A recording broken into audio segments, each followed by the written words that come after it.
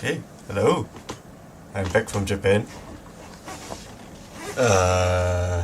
Okay, but I think it's up.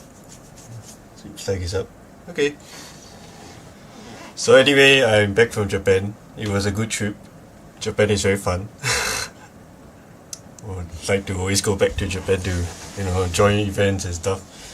Okay, so now that I'm back, I haven't actually watched the Worlds Stop It because I spent a lot of time there, running around the event venue, playing Worlds, side events, sleeping in on Sunday. Yeah, okay. So, without further ado, let's start watching some games. Okay, so this is between Rob Catton and Gregor.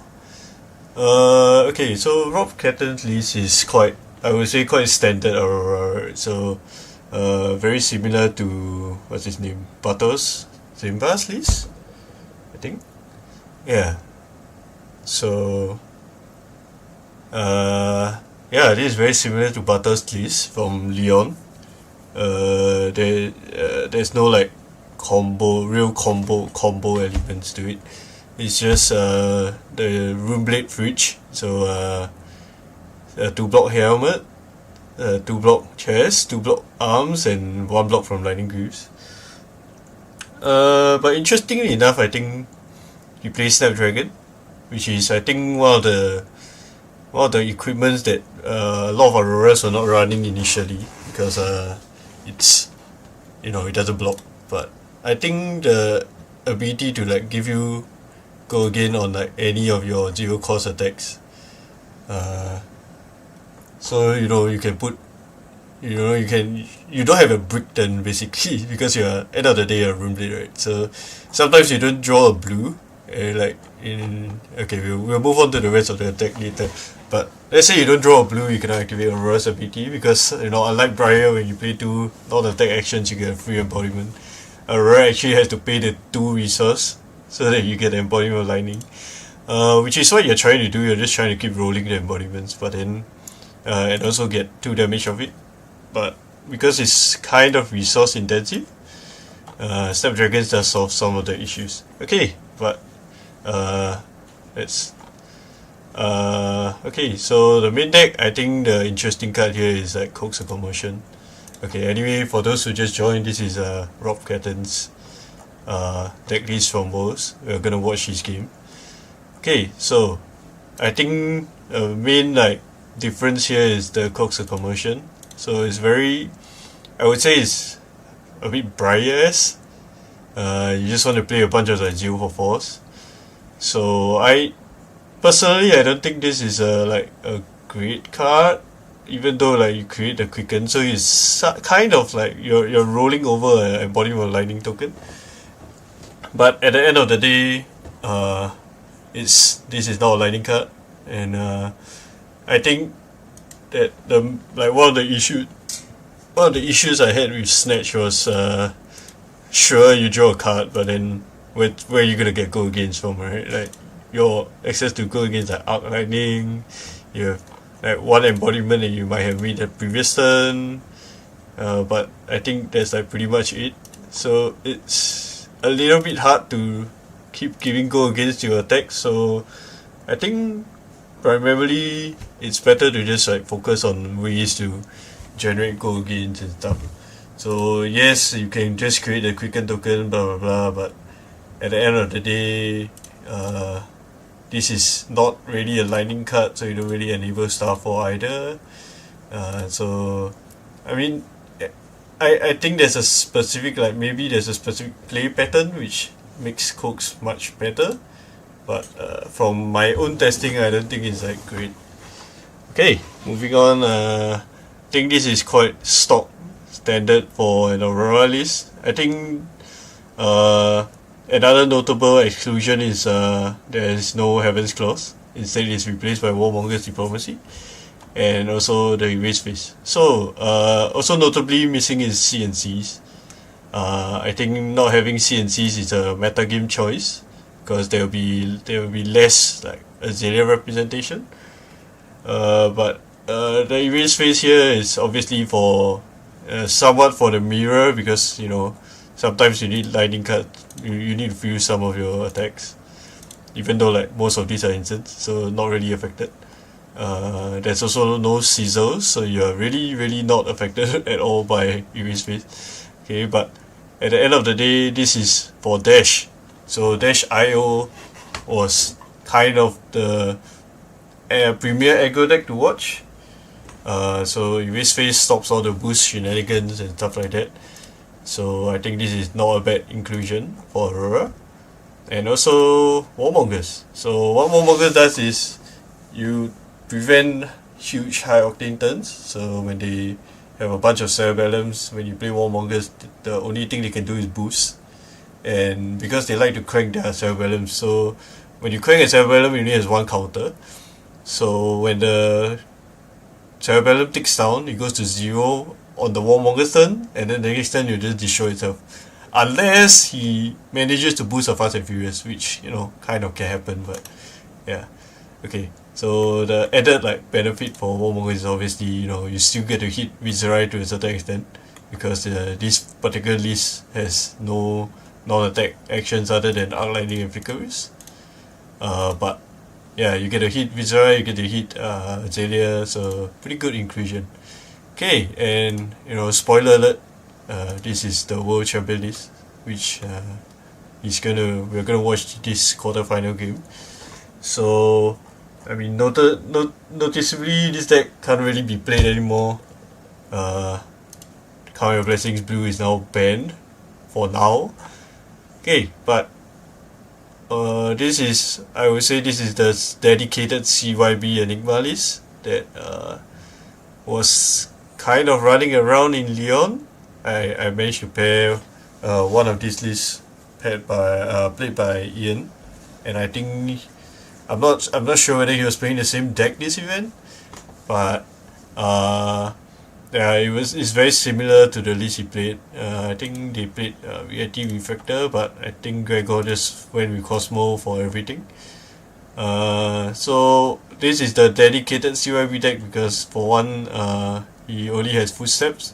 So how it works is when you pitch a blue, you play Count Your Blessings, because Count Your Blessings costs 2.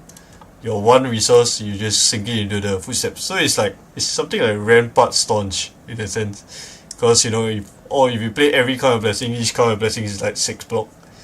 So this is like Illusionist Rampart and Staunch. But other than that, I think the list, you will notice that the only attacks here, there's not even Phantasmacleaser, the only attack here is like CNC for the disruption, and maybe a second Tenet, but most of the deck is just straight up just block, life gain, more blocks, even more blocks. Oh wow, don't hold the line even. It's just everything that blocks 3, if it blocks 2, this becomes a block 3 because of the because of sometimes you get a transcend and then you get a pitch a blue. So this is technically a block 3 or even higher, because maybe you pitch for Count Your Blessings, maybe you pitch it for the Sacred Art. So I would say the main weakness of this particular list is oh shit, oh no. Okay, thanks Nigel. Okay, I'm a potato. But anyway, okay, so the main disadvantage to this particular list, I was talking about another deck list for this deck list, the Cooks of Conversion. Oh, okay, anyway, let's pretend that never happened. So anyway, so generally it's yeah. So generally this is not a great deck when you play into the mirror, but I think it's a very meta choice to target the aggro decks like Dio, the Aurora decks, any form of aggro. So Wailing Vengeance is effectively a block 4, because when you pitch for it, you can pitch to play this, and then it blocks 4 coupled with a Count Your Blessings. That's you can use all your resources for it. So yeah, so this is a full defensive deck with the usual illusionist enigma stuff like Miragai, etchings, which is now mainstay in enigma deck because of carving gesture. Like you can blank out the arcane barrier part, but you know, at the end of the day, all you need is this one destroyed create a spectral shield to enable your extra edging. But yeah, okay. So that's the two deck list. So I think we can go to the actual game. Let's just speed it up a bit.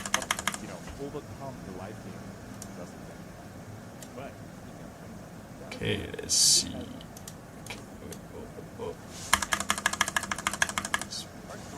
Okay, so we can see off the start. I think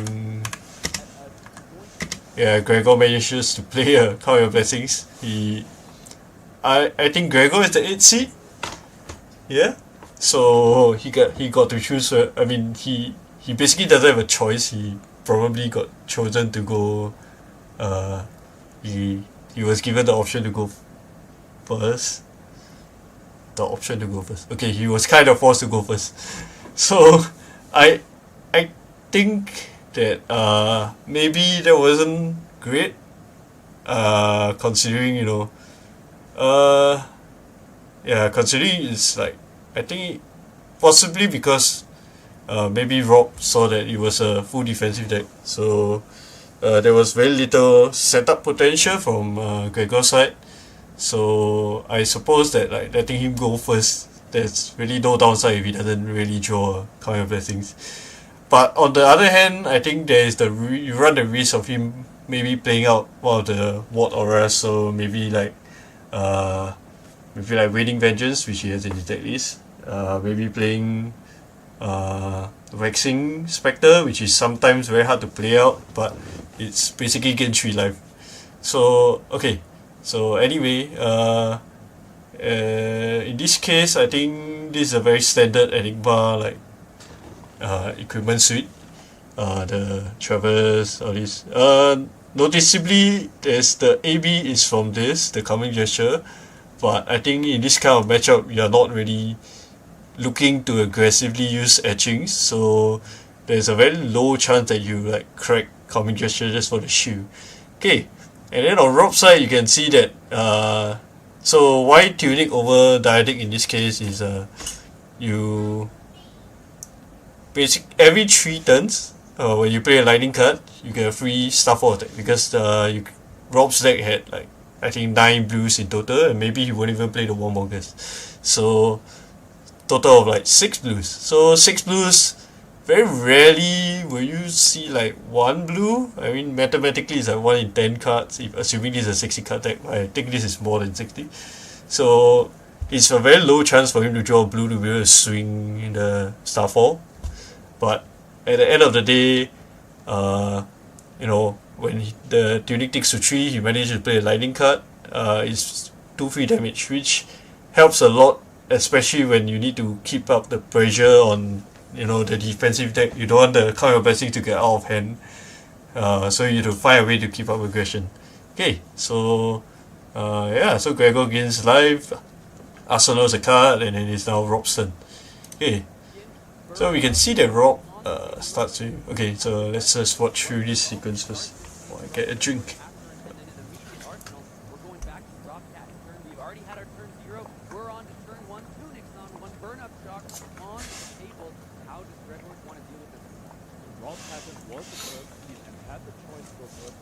Okay, so hi Bon. I see Nigel and Jia Zheng in chat. Anyway, thanks Nigel. Okay, so Rob here manages to draw. Actually, wait, let me speed this up a bit. This is a bit slow. Perfect speed. 1.2 times. Okay, so you can see he managed to draw a blue. So he's attacking for 2, which Gregor blocks because you don't want this card to be like 5 value. Hi Kieran. Okay, so he doesn't want Burn Up Shock to get like the full damage in, and blocking for 3 of this, there's no risk of Lightning Press. Okay, but there's a high chance that this is like it's either CYB or this is just a sick below or OC. So, you know. Okay, I think there's nothing much here. Okay, so you can see that this is like why Cooks is in a sense good. So if this hits, I mean, for one, you get burn up shock, and also you get a roll the quicken token over, and also maybe I don't know, you probably don't want to gain the life. So yeah. So anyway, 4 is a breakpoint. He has 1 card, so Gregor here will not be looking to block with footsteps in case there's a lightning press and you just get absolutely destroyed. But okay, interesting. Okay, he chooses to block it. Okay, it's just a somersault. So the risk of blocking like this is like if that was a lightning press, the footsteps is dead, and it might kind of change how the game works. Like the whole gameplay ends up being because of how you lose the ability to block breakpoints. Okay, so moving on. Okay, so he returns the coax, plays it again, and okay, so he had a resist. So I think maybe instead of blocking like that, he could probably just play out the resist, targeting it, because he was never gonna get the full value out. Yeah, rather than risk a footsteps. But I mean, in a sense, there was only 1 card in Rob's hand, right? So the chance of lightning press is also extremely low. Okay, so Gregor's turn shouldn't be much because he spent most of his turn blocking. Okay, so this is very long. Okay, it's not that long. Okay, let's speed it up a bit. Okay, so gone in a flash. Now you notice there's no embodiment, so there's no go again. Gregor is just okay. A lot of this is just going to be whether you want to block. Okay, so I can't. Okay, that's a CYB blue, which has no real value in the early game because you're just getting 2 life. So I kind of like this as a pitch card. I'm not sure about blocking like that, but he could have another count of blessings, which is why he chose to pitch for a footstep. Okay, but okay, moving on. Okay, so he does nothing to call in a flash. He's gonna pitch. Okay. So why he pitched Flicker instead of arsenaling the Flicker is not just because of he has 1 card, right? So he could just pitch 2 red just for the embodiment. But I think Rob here is also trying to pitch stack the combo. So for those who are not familiar, Aurora has a specific arc Flicker combo, where you play 2 arcs and maybe a Flicker or 2 Flickers, and you basically blow your opponent out of the water with this insane flood of go against and pings. So I think Rob might be going for that here. But yeah, let's see. So yep, Gregor right on cue has another count of blessings, gaining some life. Okay. So you can already see the downside of not being able to hold on to a embodiment is that the turn was literally just attack for 4, which he gave back the 4 with count of blessings. Okay, moving on. Oh my god, there's so many count of blessings early. Oh, we saw 4 of them.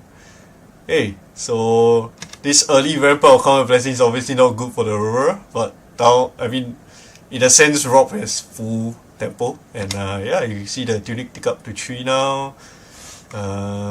Okay, so it's a very good start for Gregor here. He drew his key cards, which is basically a count of blessings. It's a 50 life, he's very comfortable. So I think action is kind of a Rob to put the pressure on. So Exude Confidence is an extremely good card into this kind of fatigue decks because as we saw, his deck had 3 5 power attacks and a bunch of 3 6 power attacks, which he probably wouldn't want to block with. So he's just gonna block some of it. Yeah, so okay, so Rob manages to draw his more natural go again cards, and because Exude is still on the combat chain, you can't really play reactions. So I think this is a good way to sneak in damage through the DBX. Okay, another Coax. So this Coax has no go again, so probably he's gonna use the boots here if he wants to keep this up. But you could just take the quicker token and call it a day, maybe make an embodiment. Okay, you can't make an embodiment, but yeah, I guess he's just gonna make the quicken, and Gregor is just going to take that 4. I wonder what's in his arsenal, because you know his hand is a what's that thing called? His hand is a lightning surge.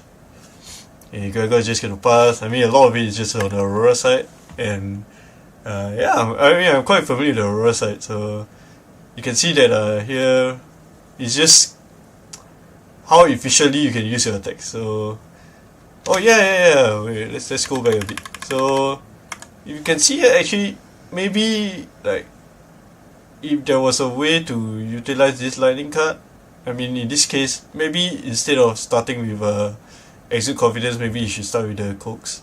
So maybe because we don't know what his arsenal is, but if you start with the coax, potentially you get to arsenal this, or you know, play it out and then get to make embodiment in case you draw a yellow. But yeah, okay, moving on. Okay, so you notice here he plays a lightning card, uses the tunic for the free attack. Yeah, that's what it's for, and the tunic pays. I mean, he's basically Rampart at home. Okay, so it was a static shock, and well, Rob is basically just IPing himself with like 3 unusable cards, which is not good actually. So why it's not good is the Enigma, you're just trying to power through like 12 block worth on the Enigma side. So you can see he only got 10 damage through so far. Now he's going to pitch to maintain the embodiment. Yep, you can see another Flicker with speech. Okay, so nothing much for Gregor. Okay, snatch. It's a bunch of attacks. Nothing much here. Where does he have to go again from? Wait, what? Wait there. Did I miss something? Why does he have to go again?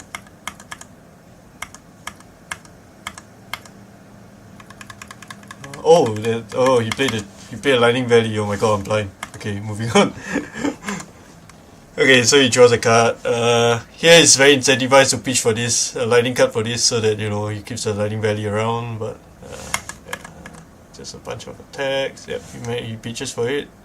Okay, so there's no way he can create embodiment. So I guess, I mean, we know that the last card is variable because he kind of showed it, but because he had no go again from embodiment, so I mean, keeping filtering charge would be nice, but he needed a lightning card for the CLV, so okay. Right, Gregor plays like his 4th CYB.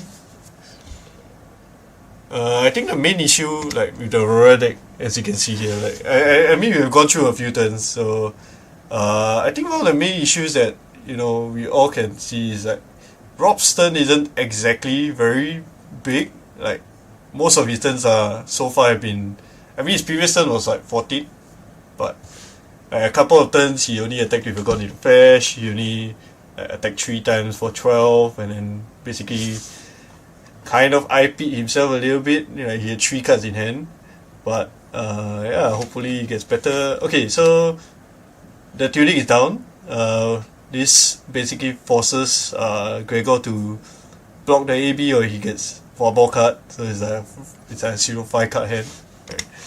Okay, so yep, he blocks it. Okay, the amulet is a kind of counter, which makes it a little bit interesting that Gregor decided to pitch this for the Arcane Barrier.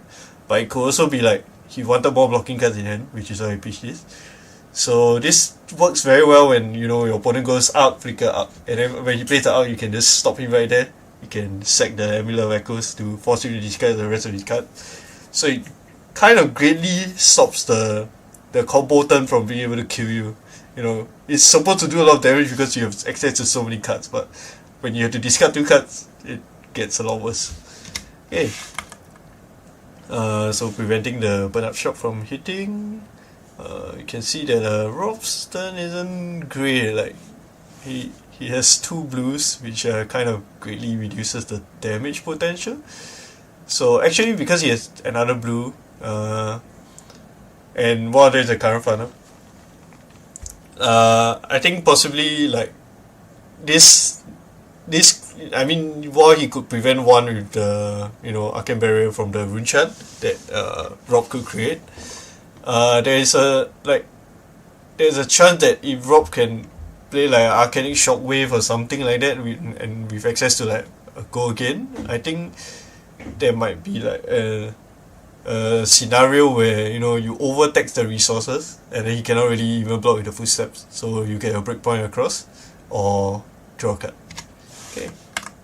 But it could be that Rob here is trying to just keep the Channel Lightning Valley around, you know. That's why he's not playing the Current Runner. Oh, okay, so he decided to play the Current Runner. Oh, wait. Oh, okay, there was a bit of a take back seize here. Okay, cool. That's for 3. Like, 3 is not really a breakpoint, so it's just a 1-card block. And Gregor is just like, okay, just which card am I blocking with? Okay, so okay, so yeah, that was the risk. Like if you block with the footsteps, it will be quite bad. Okay, so let's see what goes on here. So he's, you know, thinking about whether he want to prevent the damage. I think an interesting play here could have been make an embodiment of lightning, like give up your burn up shock, because you know at this point it's kind of hard. The guy is at 44 life anyway. So keep the CLV around, potentially like try to get more cards, but I think this play is fine as well. Like it's a little bit hard. Like it's either he gives up Traverse or he just blocks with the Okay, he just gives up the Traverse for no value because you know he hasn't translated. Okay. Alright, so another burnout shock that doesn't really do much. Okay, moving on. Embodiment. Okay, so this is where you can tell that Aurora has played more than 60 cards. Is the erase phase is in. It doesn't really do much into this matchup. In fact, sometimes it helps the Enigma, but in this case, because keep in mind these are all open deck lists, so I think he knows that while erase phase doesn't really have an on hit, there's no like upside for Gregor, or you know it doesn't let you play spectral manifestations with Shivers in play. So but yeah, it's just a 6 power attack, and because Gregor has no Phantasm attacks, he has no Phantasmaclasm, so there's nothing to really pop either, so he's just using it as an attack. Okay, so you'll notice that this is the third Picker Wish that he has pitched down. So really building up for the pitch deck. Alright, so Rob really knows his matchup into Enigma, like even a Fatigue one. The only problem being, I think Rob's turns are just too small. The damage isn't really very threatening. I think that's the main issue with playing too many of those attacks, you know, natural go again, because you're a bit too reliant on the embodiment, and he doesn't really want to crack the saps. So okay, so here's a CNC, which can be he can just use the crown to preserve the card. Yep, which is what he's gonna do, because you know there's really no point trying to block out the CNC here. He has a somersault, but I don't think he has a second attack. So yeah, okay, moving on. Okay, it's been what, 4 turns? 5, 6, this Tunic has gone, I think this has been 8 turns and Gregor is still on 40. So I think it's a bit concerning if you are on the Aurora side, because you've gone through like maybe 20 cards and the guy is like on 40 HP. But yeah. Okay, yeah, so I think Rob also knows that, you know, there's a problem. Oh no, it's the last burn-up shot. Gregor has done a very good job of preventing any of the burn-up from triggering. Also keep in mind, burn-up is arcane damage, so actually if you end up taking arcane, you can actually just, you know, AB. Okay, yep, he's just block damage, even though there's like no threat of CLV. Probably another like Count Your Blessings, which will just negate the burn up. Okay, so Rob is in the tank. He has no go again, no embodiment. But this is a lightning card, so this gets go again, which triggers it. Okay, Rinchan flying. Okay, Gregor is just deciding how to block. Gonna block the Rinchan, let the winning die. Snatch, block. So this is a breakpoint block. because there's no Vabris. Gets a snatch again. So here Gregor, I mean, it's open deck list, so Rob can. So Rob has 3 lightning press, he's used 1, so Gregor is just trying to think whether he has a lightning press in hand. You might just let it through, maybe block 1 card, let it through, use 1 resource to prevent arcane, but I think he just looks like he's just gonna commit the footsteps here.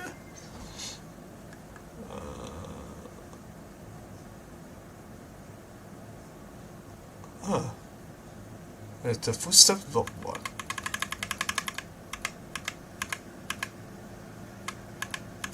Oh, right, he's Tunic. Okay, cool.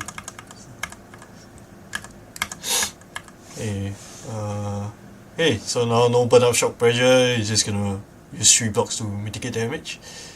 So the problem with Aurora into these decks are like, whenever you play like Antoine, like all these cards, you're trading 1 card for 1 card, and you need 40 of these attacks to be able to deal 40 damage. So in a sense, I think it's and Rob has gone through a lot of his deck, and there's still a lot of counter blessing.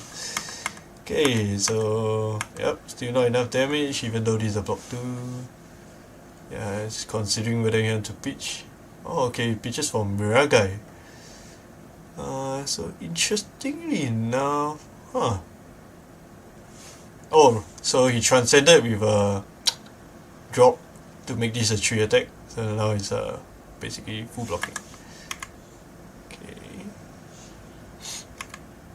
Oh, he has no lightning card for go again. Okay, I see the issue here. Alright, otherwise, he could attack away the Miragai. Okay, so this Miragai is representing 4 more life. Okay, alright, I don't think there's like much here. Yeah, there's nothing much going on.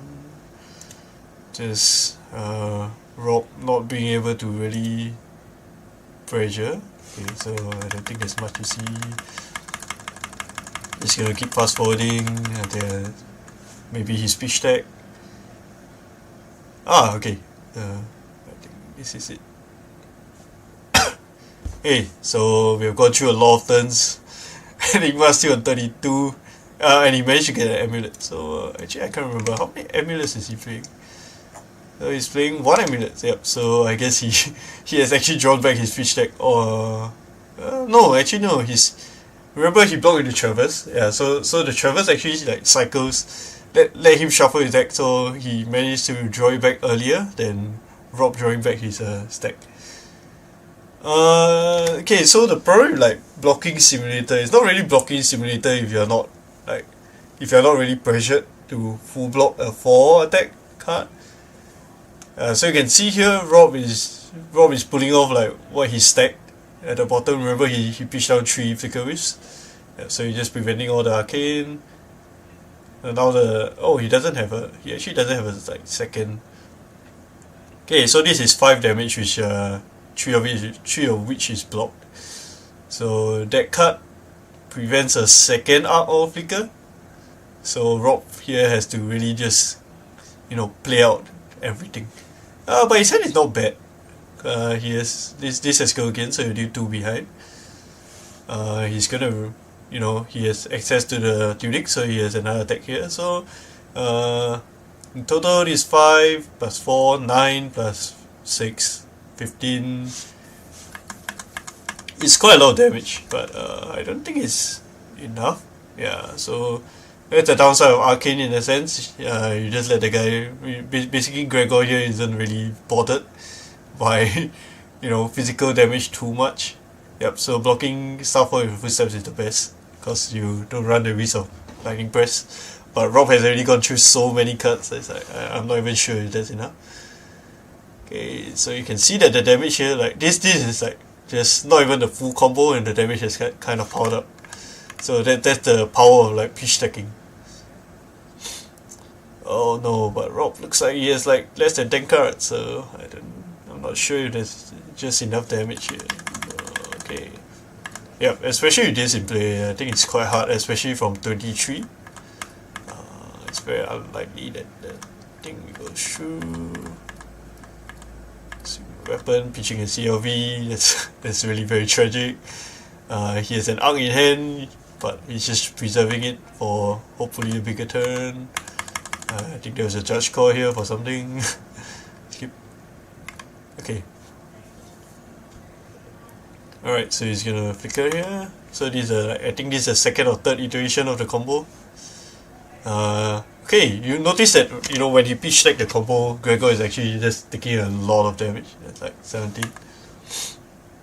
Okay, so this has go again. Playing around the amulet quite well. Buffed up by the flicker, that's pretty good.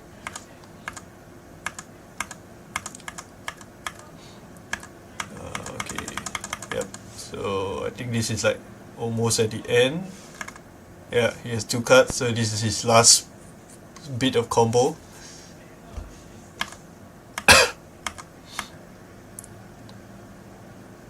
Oh, Gregor actually ran out of cards. What the heck? That's so unfortunate. Rob is just so close to being able to close the game.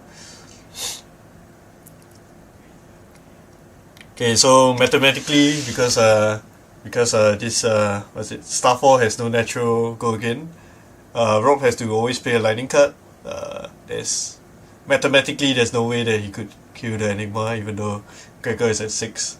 So I think this game, I think a learning point is like this extra 6 damage. If Rob had actually hit one of his 3 burnout shocks that he played earlier in the game, that probably would have closed the game, or it would have been like, I think Gregor would have won. Because it's 12 more damage. I mean, even if you AB1, it's like 9 more damage, which is like more than enough, right? So I think, in a sense, Rob played the best he could with the equipment suit that he went with, because while the defensive value of like all these cards are very good, like you can even notice, like you can see here that, you know, even the snaps is unused. So in a sense, like if he had more go again, like if he didn't have that one turn whereby he just played a 4 attack, make embodiment and pass, I think there was a good chance that he could have overpowered Gregor, because there's only so much that Gregor could have blocked. So for each hand. So when Rob couldn't capitalize on that, I think that caused the the extra like 6 life that Gregor is left with. And you can see he actually played out all his coin blessings. So this game was actually very close. Gregor, I think this was maybe, I don't know, I haven't watched the rest, but yeah. Yep, unfortunate. Yeah, he got very close. Okay, so I think we can move on. We can watch. This is much faster. Okay, let's do a quick one. Where is it? Okay, so this is Alan Lau's this is very reminiscent of Boost Dash.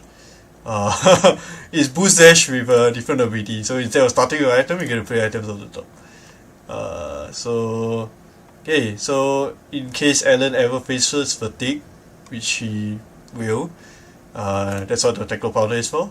It's an anti-fatigue card. But you can see that most of this deck is basically just Boost Dash. So for those who are familiar with Dash IE, this is the Dash IO version. Expedite is a good way to get rid of additional items in hand. So is Medic, so it kind of forces extra on hits. So you don't really have to crank your extra items so that to get it out of your hand. But yeah, I think the interesting thing here is unlike some other dashers who play a lot more 0 cost items, Alan only opts for like these. I think this is 1, 2, 3, 4, 5, 6. This is 15. So I think 15 is not a bad number. It's actually enough so that you don't see too many of them. I mean, there's always a chance, but yeah, it's not enough for you to get flooded with them most of the time. And the Bios update is a very good inclusion, especially when you play Tackle Powder. Okay, moving on to Noel's list. I think Noel is here. Okay, let's close this. Okay, so Noel's list, very standard Viserai, Tunic, Diadic, 12 Creepers, now Rune for the AB. Yeah, Actually, interestingly, because I think he plays Galaxy, yep. So Blessing is a very good anti-fatigue deck. So in case he faces like any fatigue deck, that's what it's for. So Haunting Rendition and Sing Belows and Reduce are all for the Dash IO matchup. With enough armor, because I think, yeah, it is basically the same amount of armor. So with enough armor, you can actually fatigue the Dash IO deck, especially when he doesn't have a backup plan. And that's also what this Warmongers is for. It's actually for the Dash IO deck. So yeah, it's a bit weird, right? So Visual playing Warmongers, but yeah. So yeah, I think this deck generally has very good, like it's a very, I think Noel knows what he's looking for here. You can tell that he's very prepared as for like all the CYB decks with all like the ability to stack up huge amount of rune chance for your Moderate Tide turns, and also, you know, Malefics. And yeah, even though he's playing like less Malefics, like Blessing or Walkout is technically just a, you know, one-time Malefic. But the only like the benefit of Malefic is they stay longer, and whenever you Moderate Tide, each Malefic is worth more than the Blessing. So that's why this card is very good in Visual right now. I don't think there's anything too special. He's not really committed into any very extreme game plans. Yeah, I think this deck list is quite solid. Wow, you even have 3 turns. Hey, oh wow, this is a very optimized Visual list actually. Yeah, so for those who are getting KL, I think this is one of the like starting points. Okay, so let's get into the game. Oh, so one thing I noticed at the start is Noel started with Tunic. So I'm not sure whether Diadic could have been better, because Diadic is 3 extra life, but we'll see. Alan decided for aggressive Tactical Core, I think. Oh, he actually went for the Cerebellum. Wow, okay. Huh. Oh, that's quite interesting. Just going to Arsenal? Oh, okay. Oh, I actually expected Alan to go find a Tactical Core, but you know, what do I know? Okay, so Noel's plan here. Let's see what he's. Oh wow, he played. Okay, so he's not going for a fatigue game plan. He's just straight up committing into like a Moderate Tide. Okay, so playing him very aggressively. Oh wow, Dutch is very good. Oh, there's a lot of reach chance. Wait, what? That's it? Oh, it's a setup then. Okay, cool. Yeah, nothing. I don't think there's anything wrong with that. It's just interesting. Alright, so you can see Alan is very on point, removing the counter from Cerebellum, and also, you know, don't forget to boost, guys. Oh, here's a BIOS update, just in case. He might actually, you know, yeah, he has a powder, so I think he saw the 12 4 blocks, so he might have, you know, considered the fatigue angle, and oh, that's very unfortunate to read throttles. Expedite, so boost. Oh, that's 3 raids, oh man. Okay, let's see. Boost. Oh. Is he boosting? Oh, he's thinking. He's thinking whether the second card is. Oh wow. Okay. Wow, that's impressive. Okay, so keep in mind, Alan has not played the item off the top here. That's why also VD is still present. Oh, so he uses the thing. Oh wow, that's kind of insane. Yeah, he's thinking whether he wants to crank it. So he drew a card after this attack, saw an item off the top, played the item for value, and now he's thinking whether he wants to crank it. So I think it's an S it comes in play, so he's considering whether he wants to counter on the Symbiosis. Before he adds the counter to Symbiosis, sorry.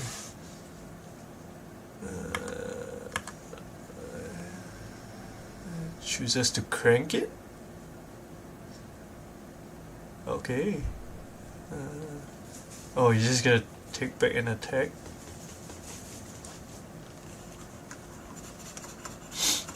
Oh, Yeah, very difficult decision because he kind of boosted away a bunch of raids.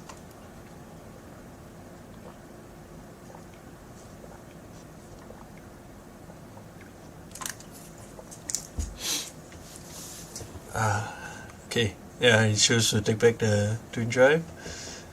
Twin drive not the best, but because he has the tackle core is pretty good. So interesting to see what Noel does here. He took a bunch of damage this turn.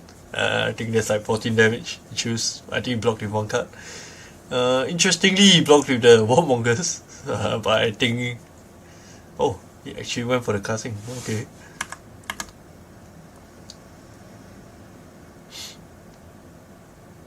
If it's the right trigger, 7 win chance. Oh, well, that's. Okay. Yep. Yep. Okay, so Alan chose to take everything. Let's Fog again. No blocks. Okay, so rune chance all can't be prevented. Oh, Revel in a 9 plate. Holy crap. Oh, sheesh. Oh, that's a lot of damage. What the heck? Oh, Alan chose to take everything? What the? Oh, he blocked too. But what? Okay. Oh, that was just. Oh, that was an insane turn by Noah here. Oh, boom grenade off the top. He decided to crank for the action point. So now he has one extra card. So Cerebellum, with the extra action point, you can use the Cerebellum to draw. We know that this is a twin drive because Alan did not sink it away. Oh, red attack, pretty good. 5 is a breakpoint, so Noah here has an option to reduce the number of cards in hand using the what's that thing called, Face Purgatory. Chooses not to go for it, just went for the normal block. Back again. Oh, the last rate shorter. Bless. Okay, so what Alan is trying to dig for here is just basically just dig for more damage. So he's just boosting away cards he doesn't want to see. So this is a 2-cost attack. So doesn't need a 2-cost attack. Gonna break the chain here to Foundry Heart maybe. Yep, getting rid of cards he doesn't need. Yeah. So possibly he could be looking for like a pitch. Oh no, he's not. So that's red. I wonder what this card is actually. He has 2 action points behind this. Keep in mind that Noah has already committed a lot of cards to block here. So Noah's next turn is probably just like pass. So Alan is just looking to get as much damage in as possible. What is that card? Oh, it's a T-Bun. Okay. So getting value out of an equipment here. Cause remember he broke the chain to draw a card. Gun for 2. Yay! So I would say Alan is quite comfortable now. He has a free turn with a tackle core. Cerebellum's unfortunately going away because he did not in fact boost a no one chose to attack and let Alan filter. Okay, so I think this attack might not have been the correct play because he kind of gave Alan an option to use the crown to filter away like cards that he didn't need. But at the same time, I think there's also the Alan chose to arsenal the cards rather than play it, so it could be something that he needs. But it just looks like Alan probably found a better card. Okay, so so boom grenade off the top cranked. Oh, there's so much damage. Is that a red? That's a red, so that was actually 8 damage. Okay, Alan very comfortable with like a bunch of extra action points. He could crank this Cerebellum and like replace it with another card if he so chooses. Another thing of note is I'm not sure whether Alan does Alan actually play? He has Gay Sheep, but I think he chose for the Arcane Barrier just in case. Okay, moving on. Oh, yep, he chose to crank it. Maybe draw the card off the top. Yeah, just keep in mind that Alan is basically just looking for damage at this point. Like, Noah is not exactly very healthy, so the more cards that Alan can force Noah to block with, the better. What am I looking for here? Oh, blue. I mean, well. Oh, max value gone. Oh no. 4, go again. Not the most damage, but 3. Unassuming 3.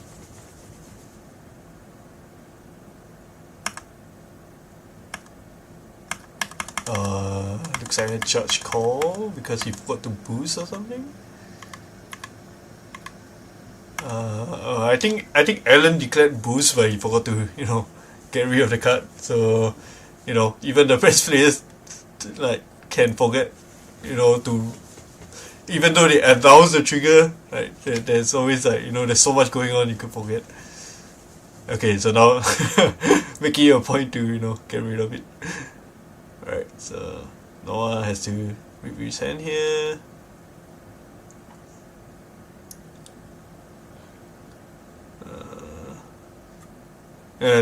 Keep in mind there's like one unknown card, which probably isn't a non-attack. Otherwise, he could have maybe thrown the face purgatory. Maybe. Or it could be a non-attack that he wants to keep. Okay, what's going on? Okay, blocking equipment, going down to 1. Nothing. Yep. Oh, so it was a non-attack. He just wanted to keep it. Okay, there's 2 chance and 6. Breaking the block here. 3. Okay, well, at 1 life, I think like anything goes. If you have a high octane at any point, I think no one just did. Yep, I wouldn't want to get the item. I would just try to crank and I'll just try and find a crank. Oh wow, he's pitching just for resource. Okay, very cool. Liking the plays here. I think he's trying to save the accelerator just for additional bunch of damage. Okay, red boost is great. Oh, it's a high octane.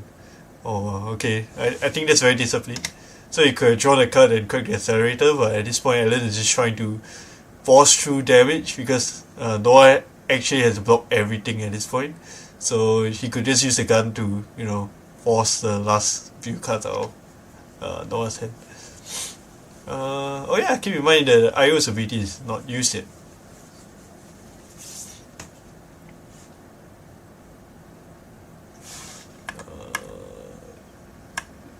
Whether he wants to boost the extra time, decides to do it. Draw a boost card maybe. Yeah. So that's one of the tricks that IO has is you can draw a card and then you see if that's a crank item because there's 1 resource. If it's a crank item, you can get back a resource and keep the accelerator. Unfortunately, in this case, I mean he didn't find an item, so yep, and Noah had to block. So Noah did bring in the DVX, but I think quite interesting that he chose to commit to the aggressive plan. But I think it was quite worth it.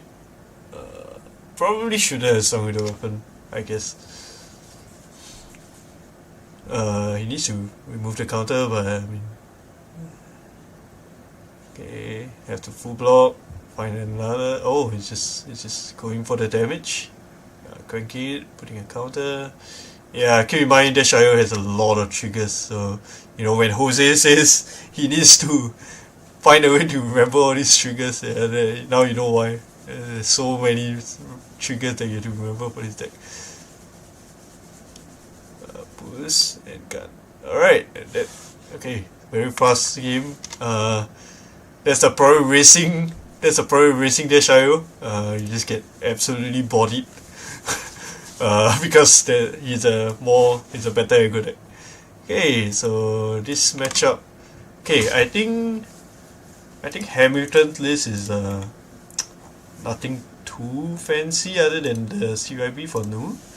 So I think most of the deck is basically just a normal Nu deck. Yeah, you see the usual suspects.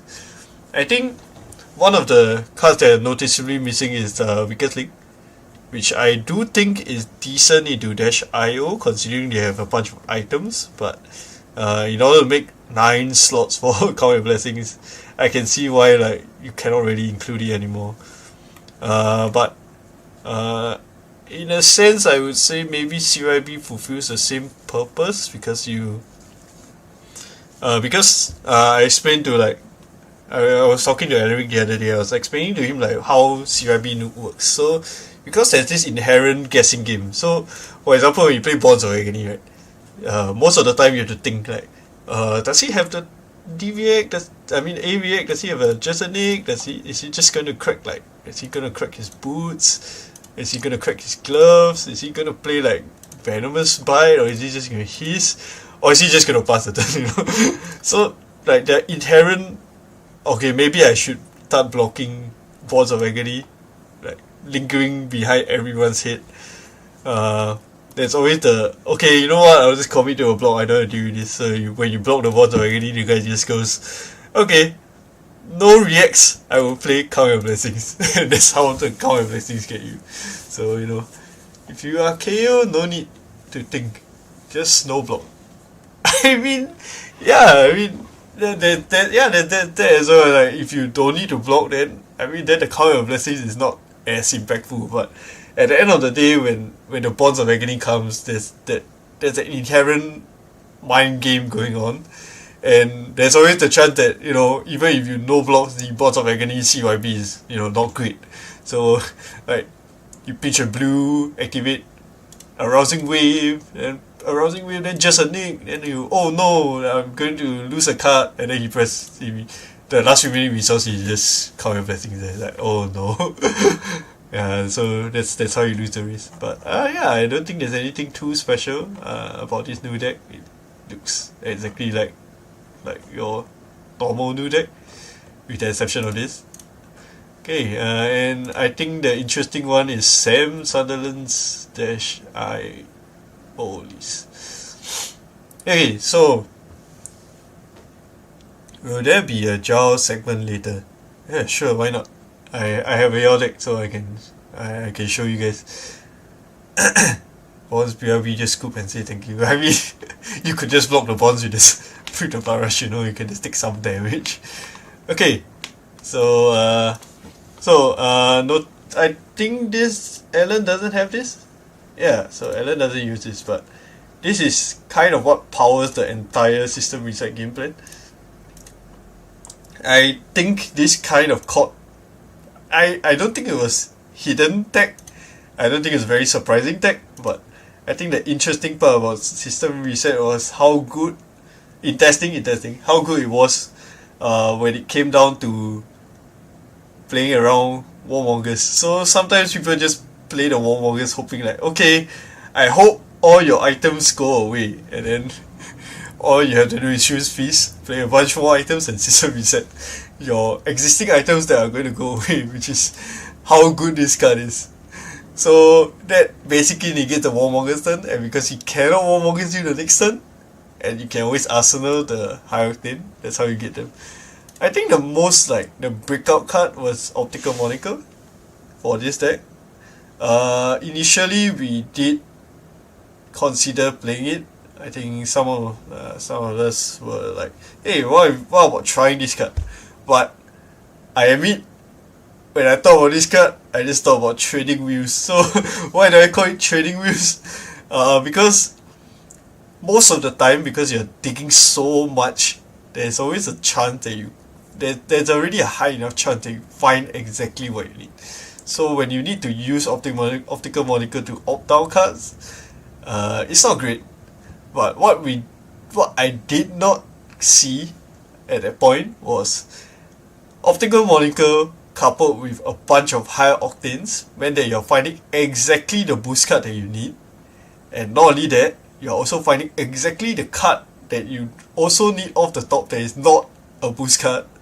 So you can basically preserve cards that you don't want to see now and try and dig for the card that you're really looking for, and with the huge abundance of resource that you get from the power plant. So every time you boost a zero cost card, other than the first one, you get one additional resource. So cards like Fast and Furious, cards like 0 to 60, Sparkle Rocket.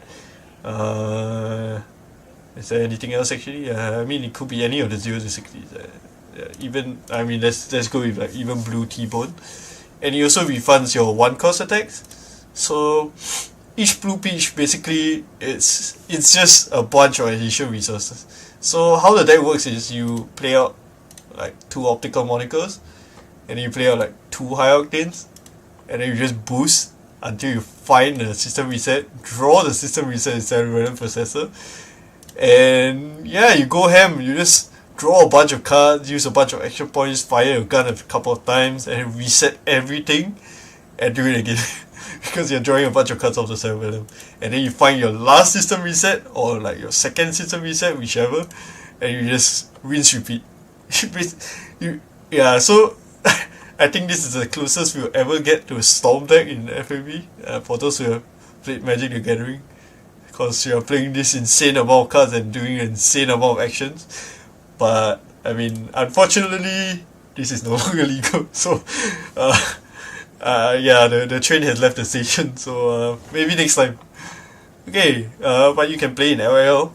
I think there are a couple of LL events coming up. Okay, so this is I think the interesting thing about this matchup is this I would say this is a disruption deck against a combo deck kind of feel, even though Dash IO inherently is already an aggro deck. So I would say it's on Hamilton to try to disrupt Sam enough so that, you know, Sam will run out of cards.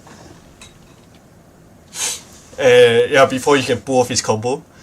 But, you know, we'll see. And also Sam pulling the swanky gold foils. Look at that. You know, someday we'll be as good as Sam. But today we are not. Okay, so I think there's nothing much to see here. Okay, so I think was Sam the highest seed? Okay, let's figure it out. I'm not sure who's the highest seed in all these, so yeah, spoiler alert.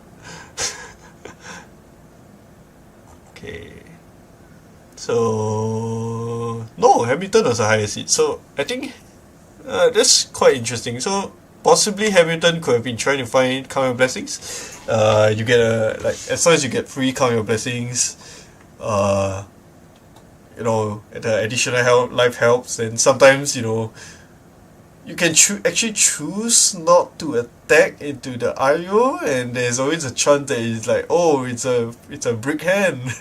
There are too many items in here, what am I gonna do? But I think in this case, Hamilton just wanted to get rid of like cards from his hand, and you know, this what it looks like.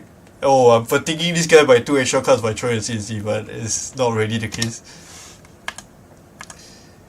Okay, so Sam very disciplined here. I think he just boosts once. Yep.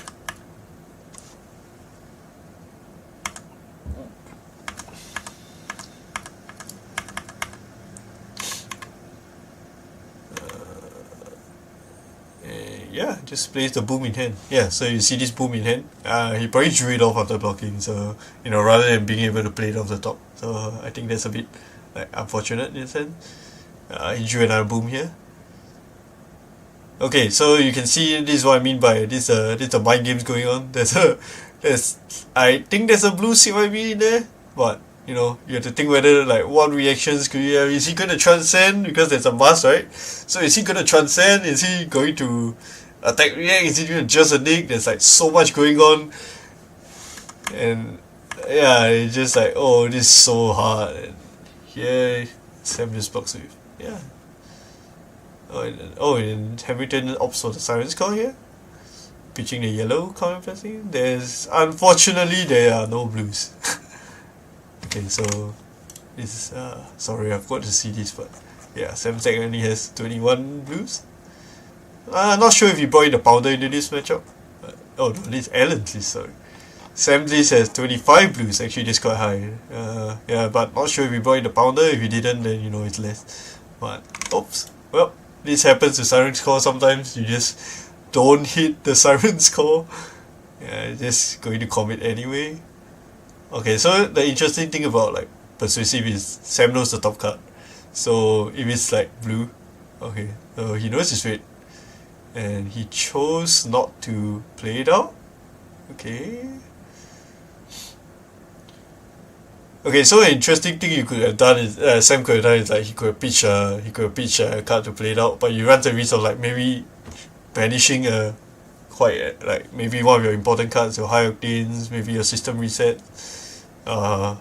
It could be anything, but the best case scenario was, oh, the top card is blue, I can't really banish extra cards, so yay.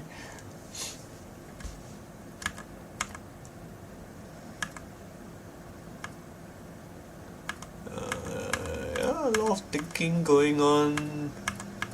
It's a very tough matchup because Sam is also trying to preserve resources against Michael. But yeah, we'll see. Oh wow, he just chose to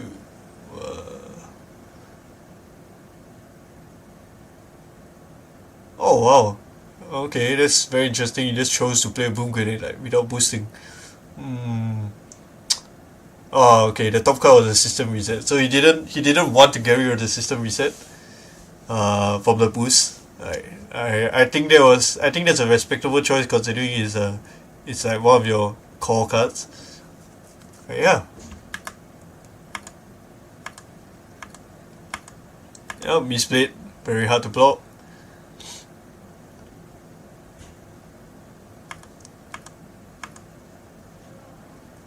Oh, Michael just cashes in all his equipments for the bonds. Okay. Oh, very cool.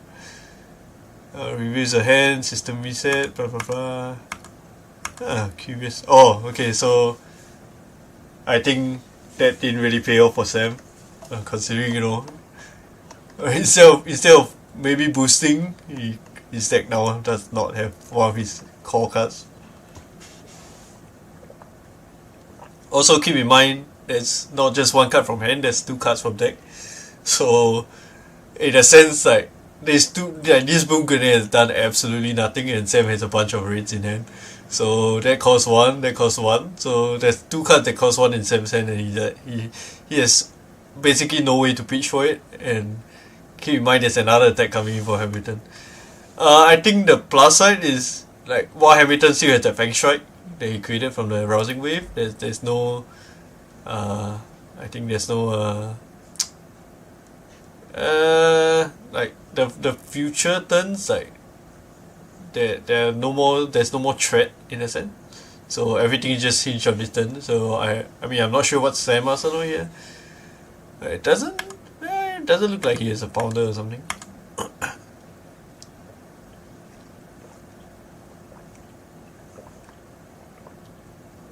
Oh, this CNC, yeah, is backed by the Fang Strike, so yeah, there's no way Sam could have blocked 6 on that. I would say at this point Sam is disadvantaged.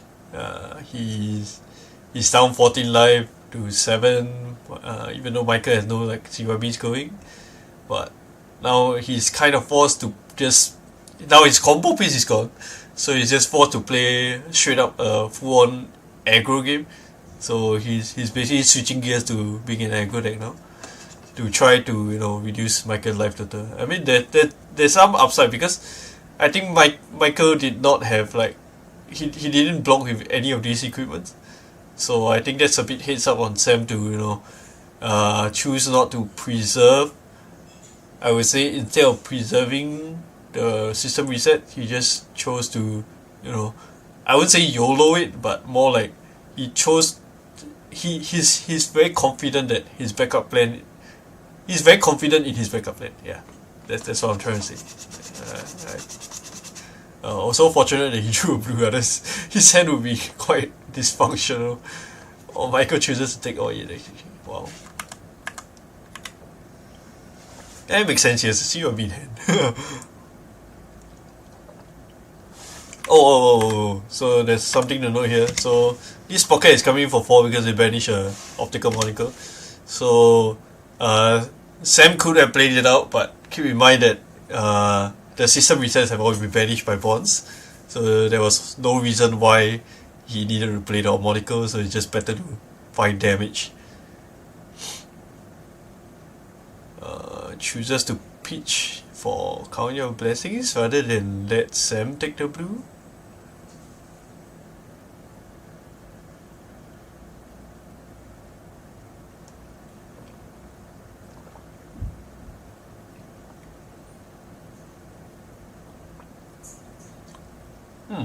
Okay, so Hamilton chose to block there. Gonna play out the blue Count Your Blessings for 2.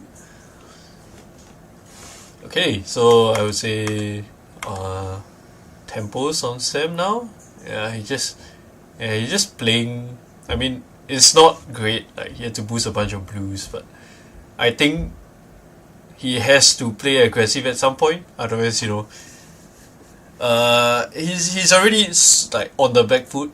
Michael has managed to play two Count Your Blessings, so I would say it's kind of getting really bad. Because the future there are 9 Count Your Blessings when you play like 2 to 3. I would say that's more or less like the end of your setup. Backup protocol is the boost. Right? When all else fails, just turn off your brain and boost. No offense. I'm not saying that Dash is, easy to play. I think like Dash IO in particular is a very difficult deck. I even think Dash IO can be a difficult deck.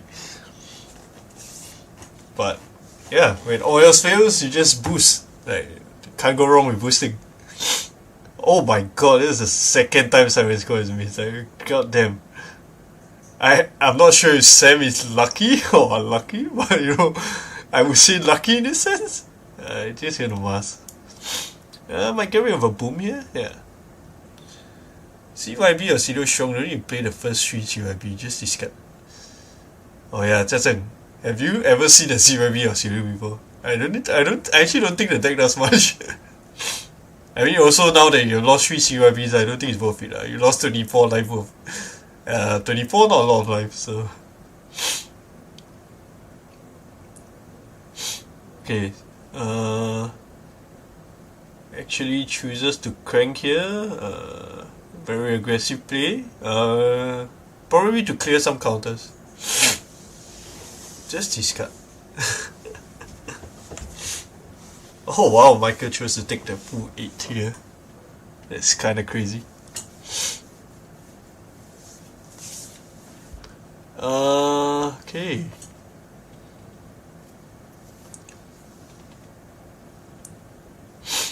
Okay, what's good here? Let's figure it out. Hey, Auxilius not that bad. It's just I just think it's too inconsistent to be considered. I feel like it's similar to Kano now, considering they banned a bunch of domes, so I guess the 2 wizards are kind of in the same boat to a certain extent. Yeah, you can notice that Sam's deck is actually like, I think there's like 30 cards left or less. That's not a comfortable place to be when you're Dash IO because it just gets a bit too dicey.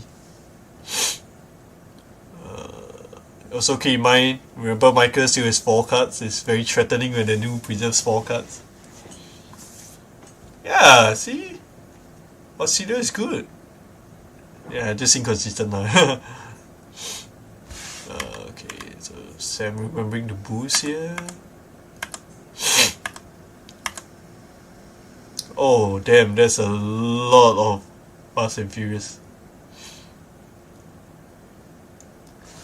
I think an interesting note is Hamilton is just straight up going into the fatigue plan. Choosing not even to keep the prognosis.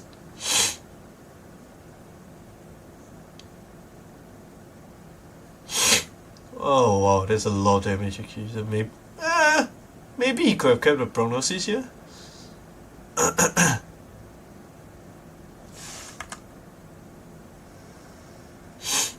Oh, Sam is playing so aggressive.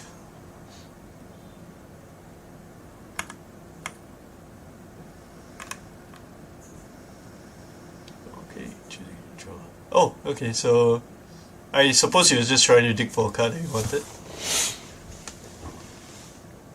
Oh, you drew the Max Fellow. Wow. Pretty good. Codex for Command and Conquer, very standard, very standard. Sam's considering a block. Deciding to block. Oh, his hand is not great. Chooses to let the Cerebellum go here? I think.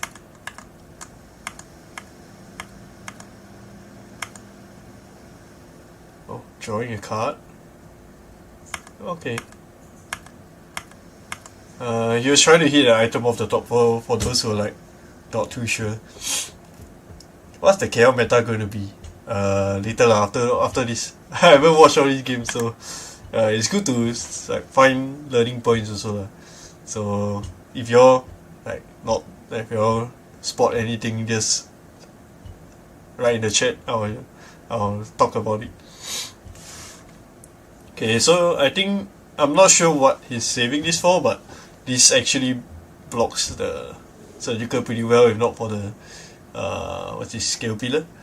I think scale pillar is a very interesting choice because not only does it really like it stops this, it also stops like Sam from just covering the surgical right now with his equipment, because this actually blocks for 5. Yeah, okay, so remember I talked about the mind game? Like, is he going to pump his surgical? What's he going to do? Yeah, turns out he's heading to another Count Your Blessing, so Hamilton is just thinking whether he wants to play the attack or whether he wants to play another Count Your Blessing.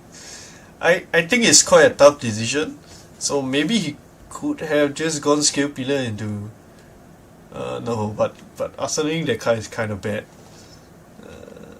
Okay, so he just chose to attack for 1. Oh my god. Don't think it does much other than gain a life, so Sam is thinking.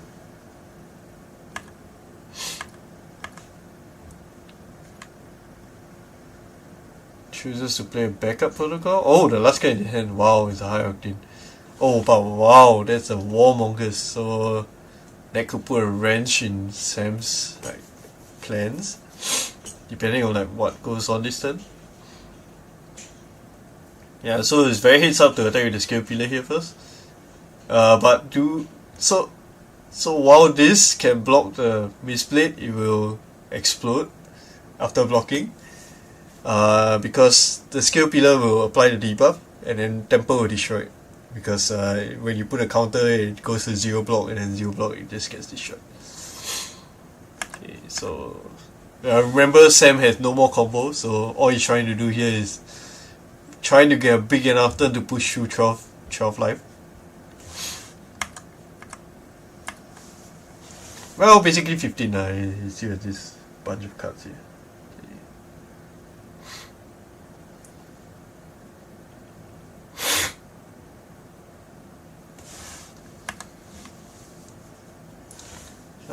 Oh, chooses to sacrifice his arsenal.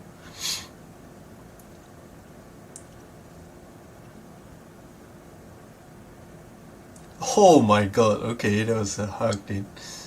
Okay, very interesting. Hamilton's gonna commit the Count Your Blessings.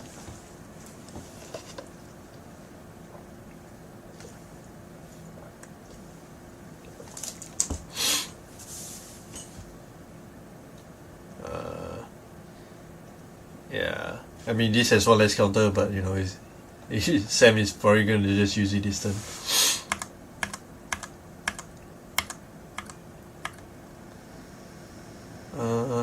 Remember Sam has a high octane in hand, so has to find a way to go off this turn.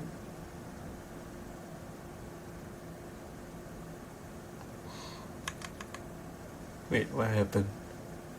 He's gonna take back a card and pass the turn? Oh wow, okay. That's quite interesting. Okay, wait, there's some interlude here. Sam is probably gonna ask a judge something. Oh no, was that Hamilton's turn? Oh, it is. So he's choosing to return the... Oh, he's returning in a Hamilton turn. Okay. Oh, weird.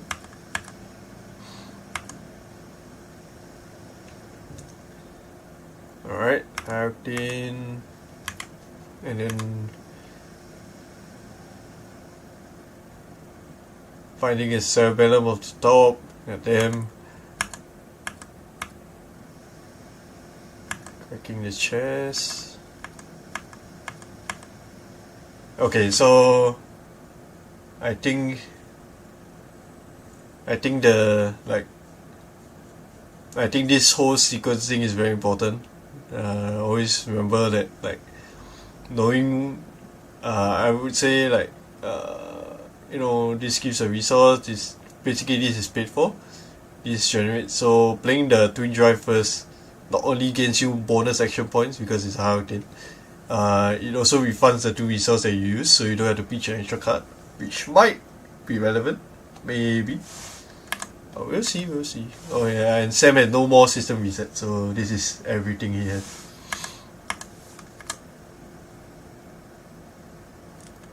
4 action points, bunch of gunshots. Draws. Oh my god, he managed to draw a spark. Gets the last cerebellum, I think. Yeah, so Hamilton not playing the Warmongers last turn kinda came back to bite his ass. So. Yeah, but that's the thing about Warmongers, right? You never, because Sam started with like a 1 tackle core, there's like almost no reason why you should, Okay, so Sam is running out of cards, but I think a kind of commendable thing is Sam basically spent a lot of turns just, setting up, and then, like, he knows exactly when he needs to, pull off these humongous turns, which I think, that not only takes a lot of practice, like, it takes a lot of, like, awareness as well. Like, you must know exactly when you can do all this kind of thing.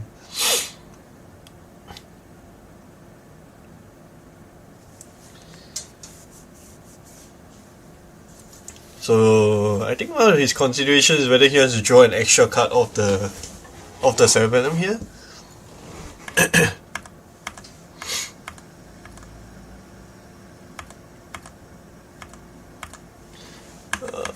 Basically counting a bunch of resources. Oh, yeah, that was the other thing. Maybe he was looking for like his max value.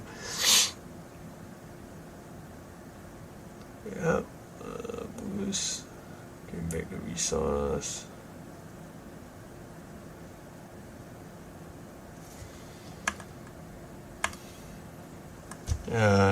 Keep in mind this because this is a high octane turn, there's like a bunch of pistol shots behind as well. This is threatening a bunch of like 10 damage. Current blessing is only gain 6 life. It takes 12, go to 2. And gunshot. Yeah, that's game.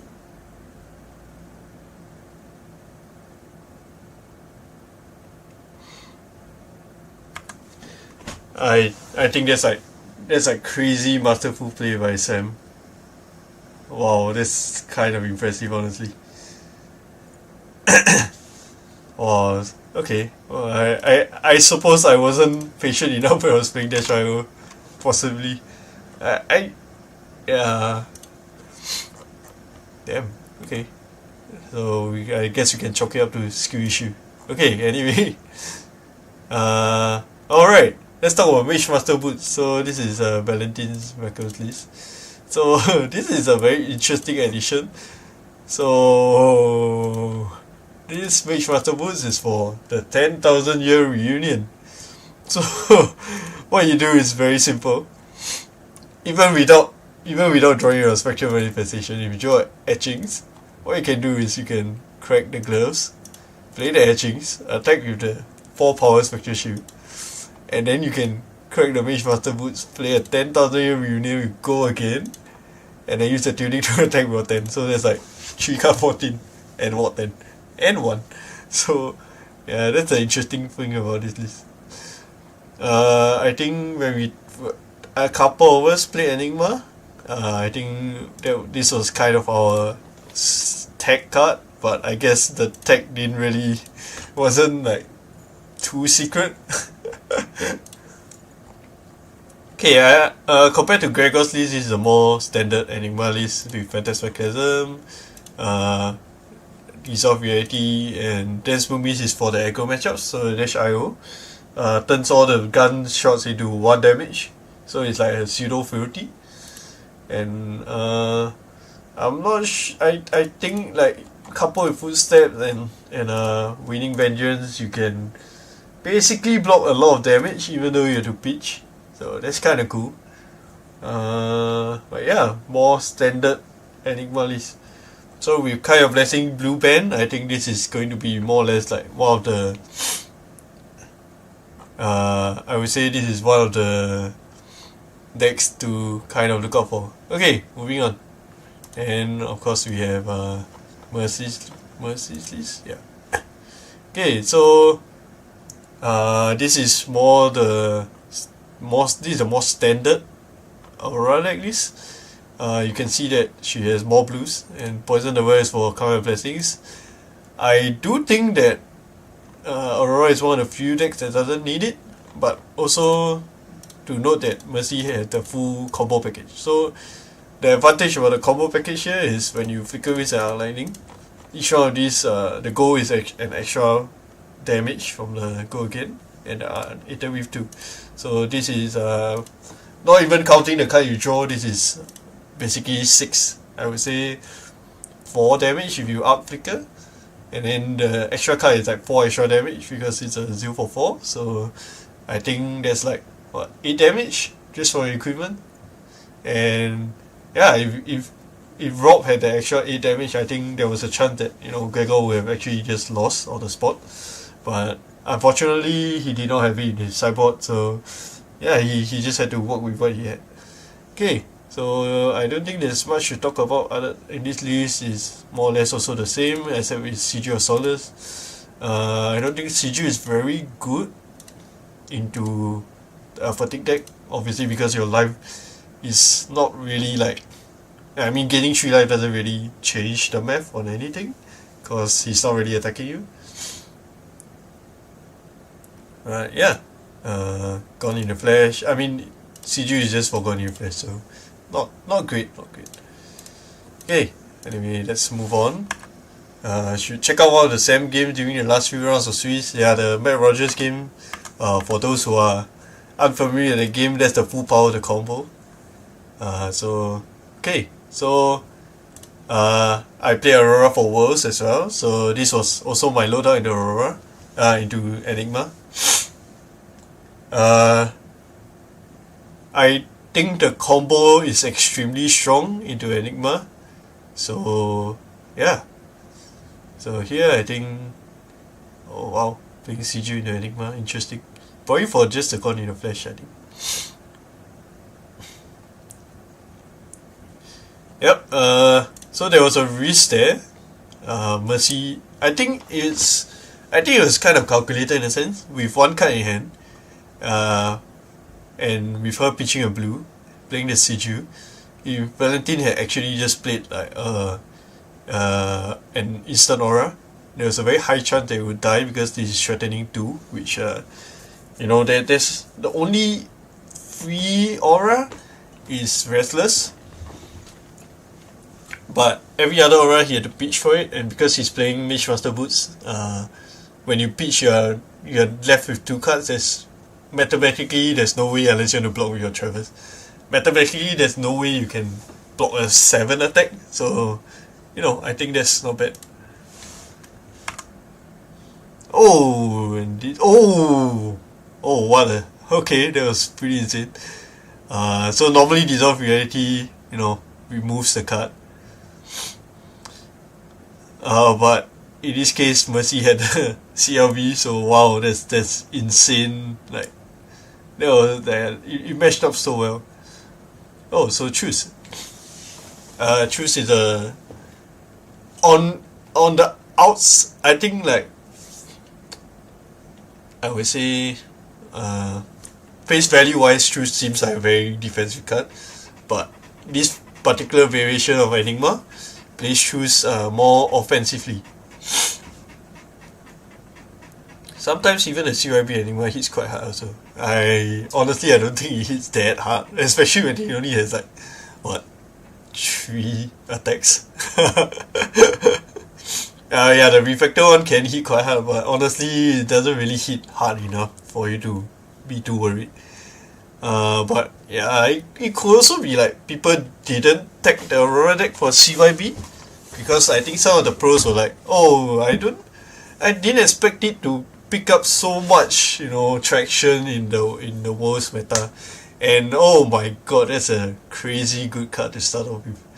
So exude confidence. It's not as good as against Gregor, I would say, because there's Valentine has access to more attacks. He has Metasmachasms, he has CNC, so there's a lot more attacks that let him be able to block with his defense reaction. Like you can see there's a Command Conquer there.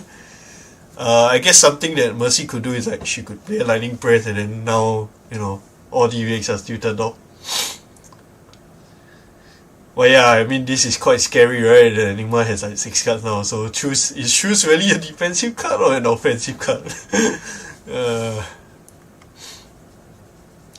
Okay, so let's see. So keep in mind with Exude Confidence, Valentine cannot really use his he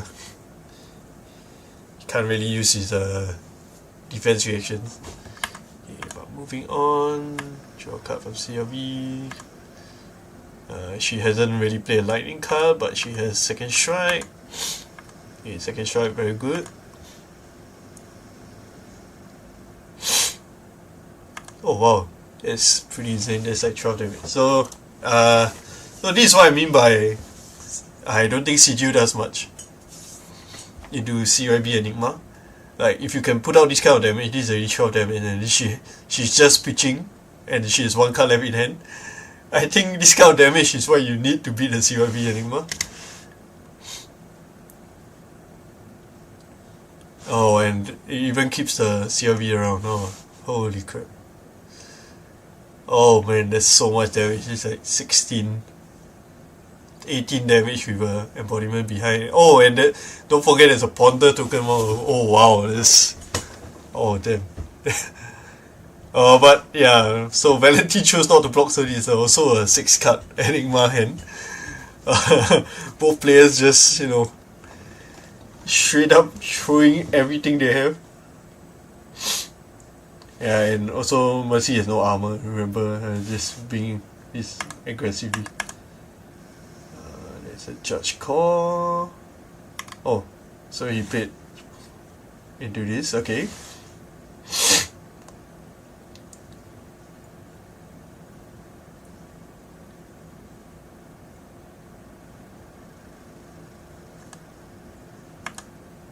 Oh, okay, so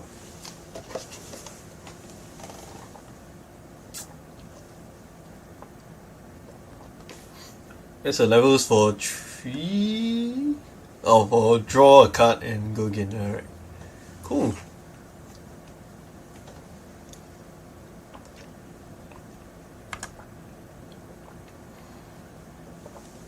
Keep in mind that the last card in Valentine's hand was a Command Conquer just now. I don't know whether it's sunk it away. Oh, but it looks like... Oh, it actually looks like... is it still a Command Conquer? I think it is still a Command Conquer. Probably just... Aurora's probably just gonna... Mercy's gonna take a bunch of damage here. Oh, it's a 10,000 year reunion. Oh wow, okay. So yeah, this is the full effect of it. So, like Mercy presented 18, Enigma just returned for 4, 5, 6, 9, 19, and 10? Oh wow, that's kinda crazy. Oh shit. Yeah, so this is the strength of 10,000 year reunion. Like if the Aurora stumbles just a little bit, for example, and you can if Mercy didn't have this embodiment here, if you cannot like clear out this 10,000 reunion, I think it's done, because you know it's gonna attack for another 10. It's very hard to match, like one card 20. So in terms of like card value.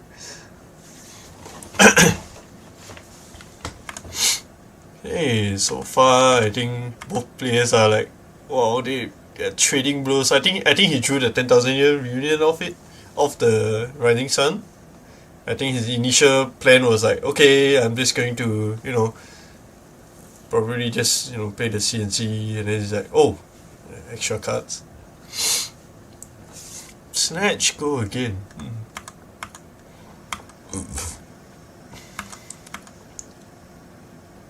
Outlining. Oh, interesting. Would it have been better if does you have the flicker waves or something? Oh no, it's just a okay. It's a tempo outlining to try and get rid of the 10,000 year reunion. So Valentine's Arsenal was actually it was actually a deviate. So he used it to block the first stage. So he still has 3 cards even though he blocked the arcane. But with so much like additional damage potentially coming in. Oh, second singular. Wow, that's perfect.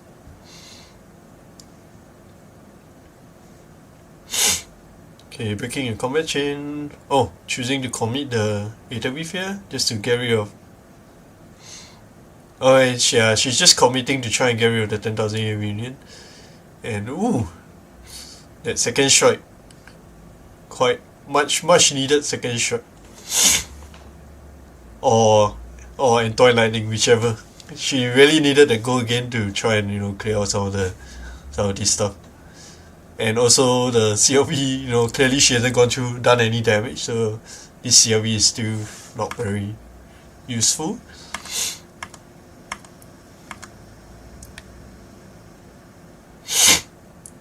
Okay, still hasn't taken damage. I think maybe pitch a sigil for the weapon. Yep. I think currently like just very heads up play, knowing that she needs to get rid of the 10,000 reunion, committing, you know, outlining for 2 go again attacks and keeping the Snapdragon. So that's pretty good. Okay, so Valentine just going straight to okay. One arcane. Oh, so she's actually. Oh wow, okay. Oh, even getting to Arsenal the fleeting charge if you needed to. Oh man, I think maybe he could have just blocked the arcane so that she doesn't draw a card. That might have been a okay. So I think since Valentine has already committed to blocking most of the stuff, I think possibly he should just block the arcane with the. I mean, when you commit a traverse like that, but it could also be he wanted the chi for Miragai.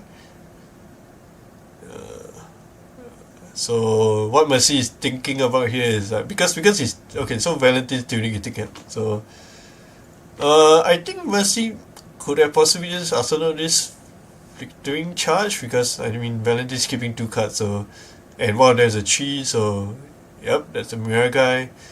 So now without the extra fleeting charge, wow, that could have been a very good fleeting charge turn. Yeah, so if she had the extra fleeting charge, I think like this Miragai would have been fine. But now it's an issue. It's like it damage that she might not be able to clear. But we'll see. Okay, so let's fast forward because it's just a Miragai attacking. Wow, imagine if you had fleeting charge this turn, that would be insane.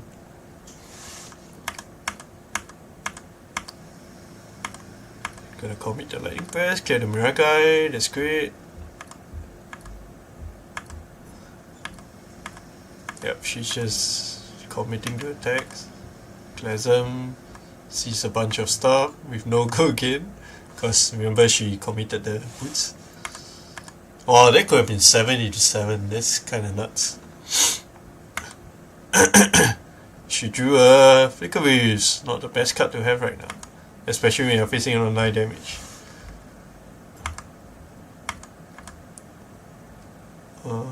Blocking for 6 just to preserve life. So yep, that's also very heads up.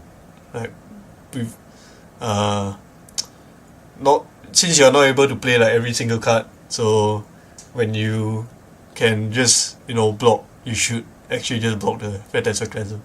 So I think that's very good heads up play.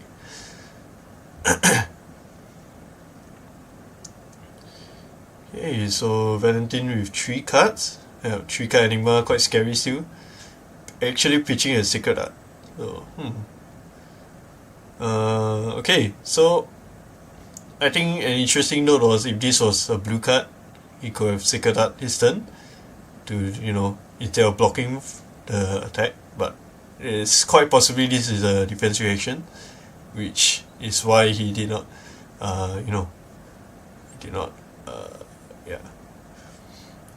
there was another play. He could have played the Spectral Prowler, I think, and then transcended to make 2 shields.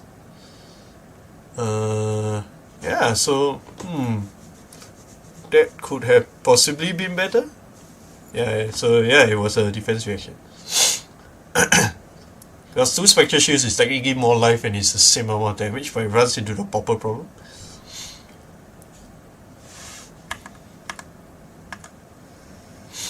Pitching Flicker Wheels for an attack. Yep. Keep it going. Oh, revealing Arc Lightning. Oh, that's so unfortunate.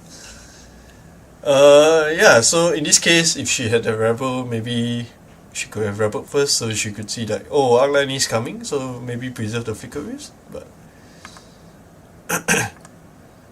oh, man. That's a little unfortunate, honestly. Yeah, so I think that was a sequencing error. If she had just played if she had known the top card, maybe like keeping a Flicker Whisk, because Arc Flicker would definitely close the game here. But oh, Valentine hit back with a Command and Conquer, so I guess it would have mattered.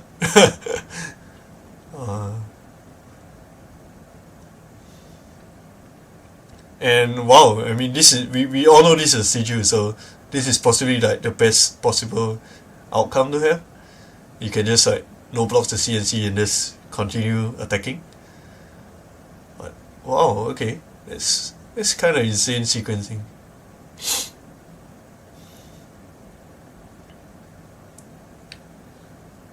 Okay, let's see if Mercy can keep up the aggression.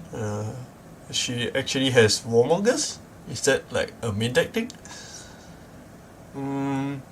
Actually, it might just be there for the extra like blues, so that you get to attack with the weapon more. I think being able to attack with the weapon more is quite good. However, the downside for Aurora is if you draw too many blues in your hand, it's really bad. So, yeah, I'm not sure why the Warmonger is there, because she already plays like 8 blues, so I'm not sure if like 11 blues is better, but I think it's not bad, especially now like you get extra go again, especially when you get pitch blue to create rechance, that's crazy good value.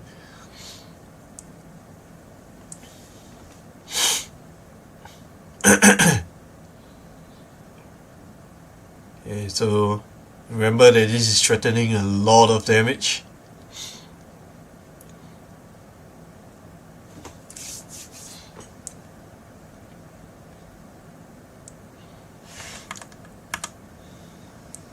So that's 4 gold gain from the outlining.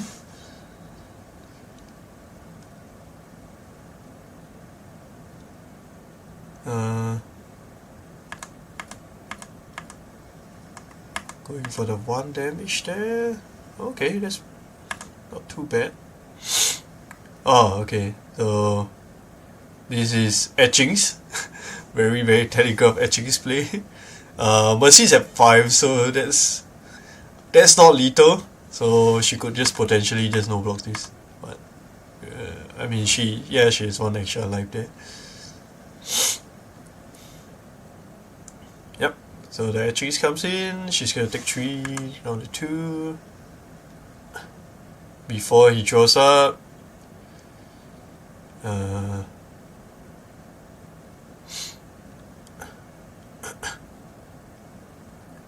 okay, just gonna let it happen. Yeah, so see, this is the problem. You have too many blues, but this is okay. So what's going on here is so Mercy plays a lightning card, pitches a blue to play to make embodiment, so the E strike can draw a card with go again, and now she filtered away the extra blue with the E strike, which is very good play. And also, you know, E strike is coming in for 8 because of the discharge, so there is a lot of damage. Especially when Vanity's at 5, he has to, you know, start blocking. It's, yeah.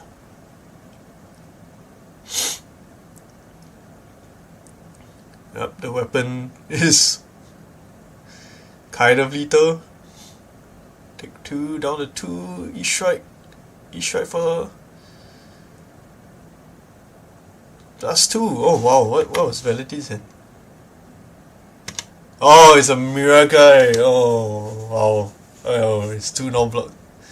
Okay, so I think, yep, that's okay. So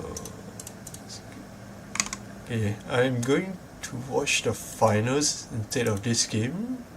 So there are 2 Dash IO games and this one. But now that Dash IO is not relevant, maybe you can see what happens with CYB because it's in the current ban list. Okay, so let's see what happened here. Oh, that's very fast popping of the boots. Okay, the abundant life. Very aggressive Snapdragon scalers.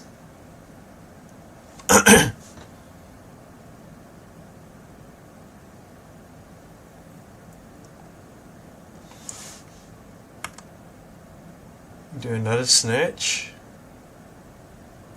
Oh, okay. Oh, that's pretty good.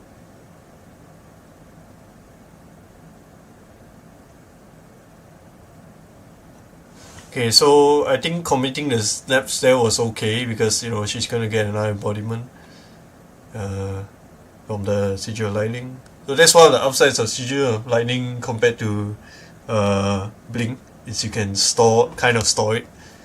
High rolling. Wait, for which game? The previous one? The Enigma Aurora or what?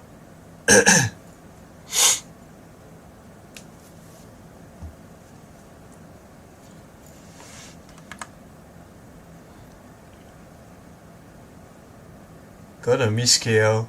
Well, there'll be a lot more opportunities next year. It's fine.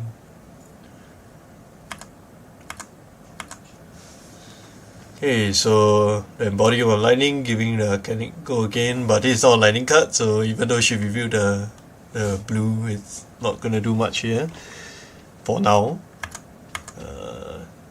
Oh, poison the well. So instead of gaining 3 life, 4 life, Gregor is gonna lose life.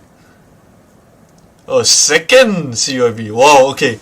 So this interaction is he's gonna lose 2 life, but then he's gonna gain 5, so he's gonna net 3. Wow, that's kinda crazy. Yeah, then okay, so that's the downside of like open deck list when if Gregor does not know that like Mercy has poisoned the well, he might have pitched one of the CYBs. But because this is an open deck list format, you know, knowing that your opponent has access to cards like Poison the Well means you can always choose to play around it, which is what he did here. Yeah, she did not play a lightning card, so gonna block the 1 and take the 1 again, probably. Yeah. Okay. So what she needs is actually like she needs the same amount of aggression, so that, you know, in the previous, like her previous Enigma match, which she hasn't shown so far, she has aggressively used the Snapdragons for the snatch, but so far I mean, Gregor has gained what, 3, 7 plus 2, 9, so I think that's still okay. It's quite early in the game as well. Oh, chooses to aggressively play a flicker wisp. Oh, and the arc lightning, okay. Very, very early. Gonna play an execute with go again.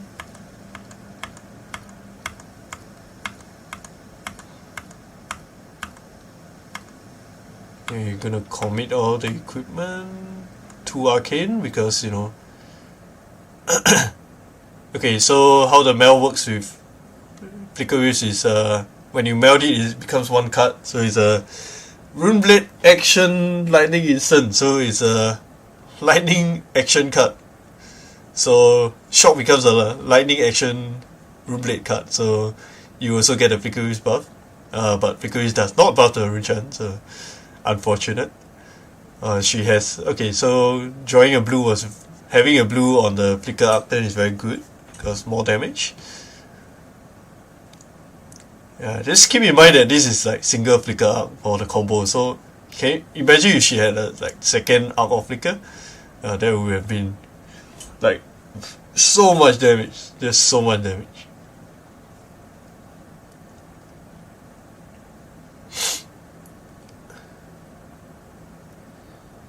Oh, hitting a blue was unfortunate there. Could have been 4. Oh, pitching for that. Which full blocks that, then the arcane will be covered. He's gonna take some damage, and he said that is a chi, right? Huh. Very interesting play. If he did such a chi up. Oh, so the Traverse was this block 2. Okay, cool. Aggressively playing the burn up shock again. Oh right, because the burn up shock was active. Okay. Oh my god. Okay, so knowing that your opponent's last card cannot be lightning press is very good when you can block with the footsteps.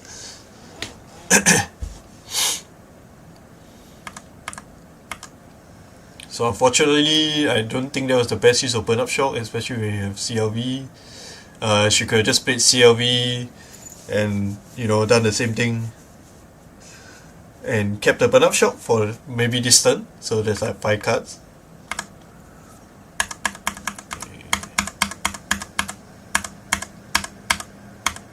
Second exit is pretty good. Wow. So this is what I mean. So if you had played the burn up shock this turn and then you play the and then you know play the exit here, it would have been very, very awkward because for one, you can always use a blue to pump it up to 6. And for 2, if you don't have a blue and you have a lightning press, then you know the footsteps literally cannot block this card. Yeah, he's gonna play the Oasis with this on the stack before it, you know, becomes attacking. So before he has an ability. And wow, okay. Yeah. Take 3, draw 2 cards. Yeah, so burn up shock here will be insane. Gregor is probably, you know, going to pitch for play a CYB, so Rebel revealing another yellow. Oh, that's quite unfortunate.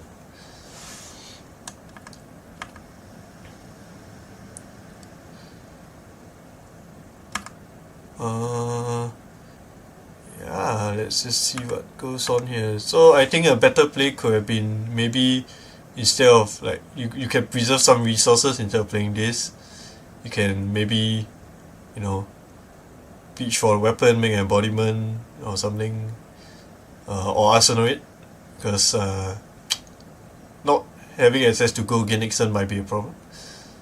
We'll see.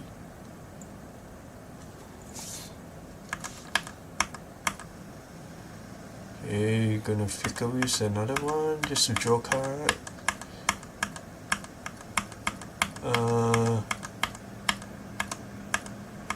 Yeah, okay. Alright, so I think alright, so in light of like recent bans, I think this is a very good example of what you shouldn't be doing against CYP. So I think Mercy played very like much better in the first game. So this could be like fatigue because this is a very high stakes game. So Maybe it's about maybe it's a pressure or something. It's not to take anything away from Mercy because she's a world finalist. But I think this particular game she played a little bit too aggressive. I think she used a lot of resources. Like this the I think this is the like third CLV in a row.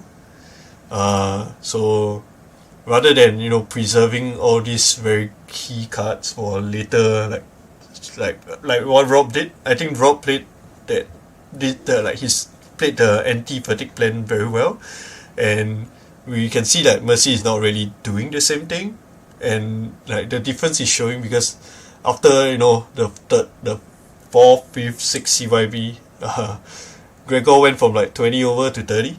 So I think this game in Mercy played a little bit more. If she had played a little bit more conservative, I think she would actually have enough like damage to push through Gregor's deck. But because she kind of used all her power cards, she doesn't have much left in the tank for later. Like she cannot really come up with a big enough turn.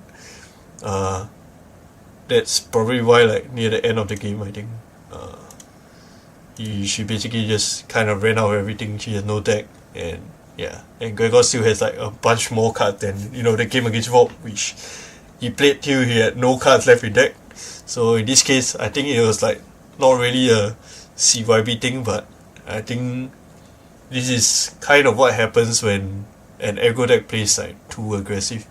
You burn yourself out too fast, especially when each of your cards is trading one other card. So which is why I think recently I did tweet out, like I said I was a little bit sad that LSS did ban the blue CYB, but I think maybe currently it's the right thing to do, like getting me a 1 CYB, so instead of 54 life it's 30. It's more fair.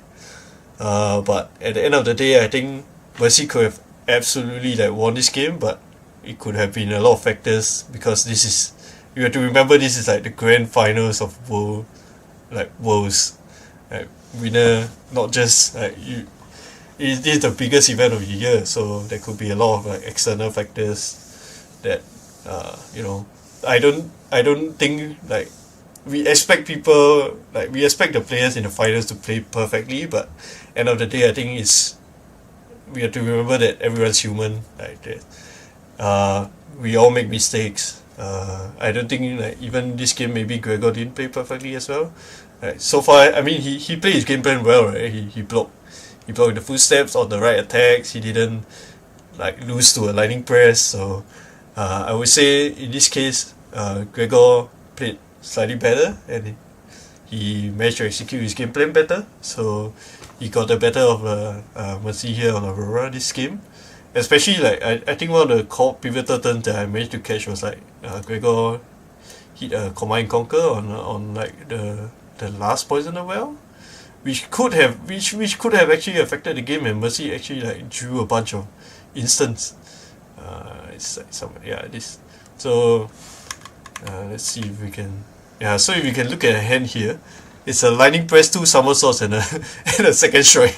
So keep in mind that she only has 2 armor, and this is a Count Your Blessings. It is a Poison the Well. So I think like this could have been Mercy's win, even though like she did play very aggressive just to try and reduce Gregor's life total. I think objectively this could have been a win, but this very, very timely Command and Conquer kind of ruined everything that she set up for, because she was going to keep the Count Your Blessings, not Count Your Blessings, she was going to keep the Poison the Well for the Count Your Blessings. But like, I think it's just like this was a very unfortunate situation, but at the same time, I think Mercy could have definitely like played for maybe a second cycle, and this Command Conquer would not have been this like brutal. But it's a combination of one player's hand lining up better than the other in this case, and then because she her entire game plan was hinged on this one Poison the Well, so this particular play probably sealed the finals here. So instead of like keeping this Poison the Well for a very, very opportune, like, oh, you have no more other cards so that I can I can just play the poison the well, and then you cannot respond with any form of life gain, and that will deal like maximum damage, like up damage. Like damn, that is a lot of damage. Like especially the last one is, I mean, in this case you saw his red, but imagine the last one is yellow. That's like 10 damage instead of 10 life. So I think this particular instance could have like this definitely like what closed the game.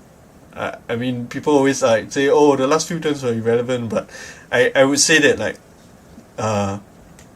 in a sense Mercy played for this out, and then Gregor so happened to draw a Command Conquer when she drew like 3 instants. Like, what are the chances? So, you know, to say that, hey, someone didn't play perfectly so they lost, is like, no, that's not true. I mean, like this particular turn, maybe it happens like 1 in 5 games or something. It just so happens it's this game. Yeah, so I think it's a little bit unfortunate for Mercy. Like she could have totally won this game if not for this. And then for Gregor, I mean, I think the CYB shirt is kind of good for this event because people didn't really expect it. And Gregor is a very good player. I mean, I played him at I think I played him at LA. He definitely knows what he's doing. So yeah, congrats to Gregor.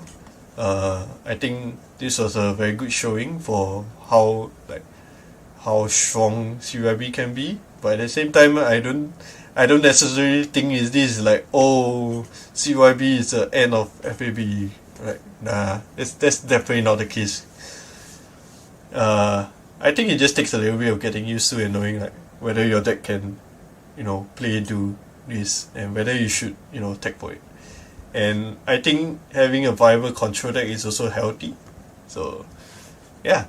Anyway, I think this was quite educational overall. I think Sam, like in his like this game against Nu, played like masterfully.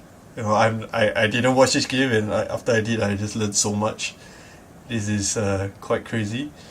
Yeah, and this particular game showed like look at this not this, but I think this is like what Aurora does the best.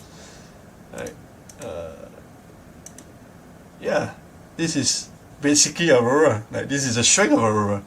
So alright, so you guys wanted to go into KL, so let me pull up some stuff. Okay. Oh yeah, since I have some people asking about this deck. Oh wait, let me bring it up.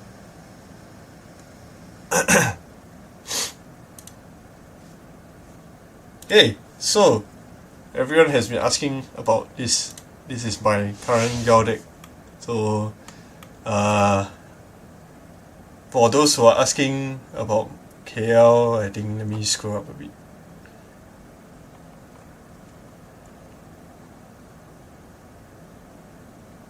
Where is it? KL.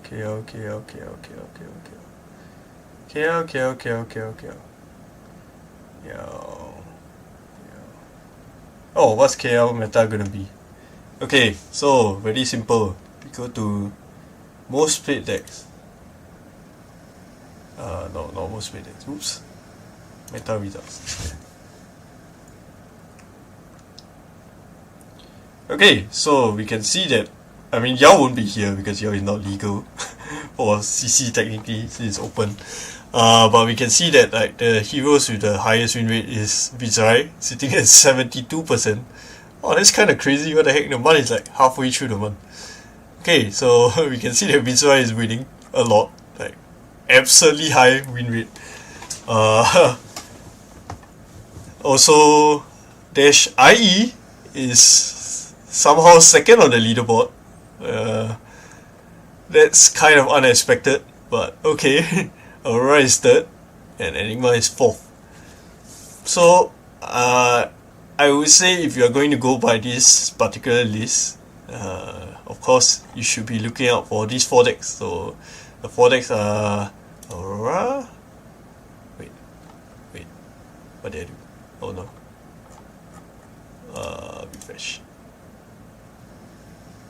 Oh no, I hit it. What the heck?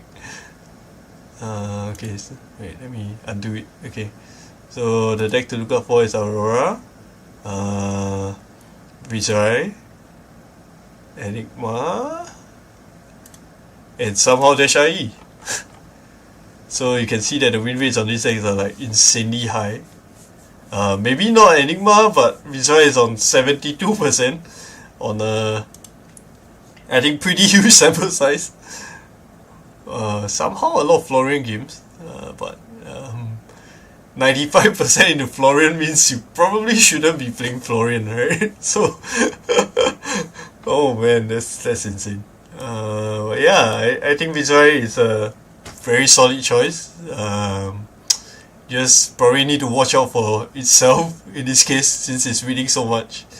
And Aurora has a, I think, positive win rate into Vijay. Let's find out. Vijay, and yeah, so Aurora, I think, respectable second choice. Even though I don't really like to bring Aurora into a Yao meta. Okay, so keep in mind that all this is before Yao. I think Vijay does beat Yao, so Vijay is, I don't think he's going anywhere. Enigma will probably beat Yao as well, so I don't think he's going anywhere either. But Aurora will definitely have issues in the Channeling Frigid. So, and of course Hypothermia. Let's not forget Hypothermia. So Aurora has very few cards that have natural go again. So I don't think Aurora is a very good choice if you're expecting a lot of Yaos. But it's not. It's pretty good in the. I would say Aurora is pretty good in the Enigma. 58, which is quite good. And of course Vijay, 54, which is winning. You know, when you're winning the deck that is like trashing everybody at 72%, I think it's a pretty good deck. Okay, so moving on to Dash has a surprisingly high win rate, but not against Enigma, so that's something you should look out for. And of course, there's no IE mirrors. What the heck? Okay.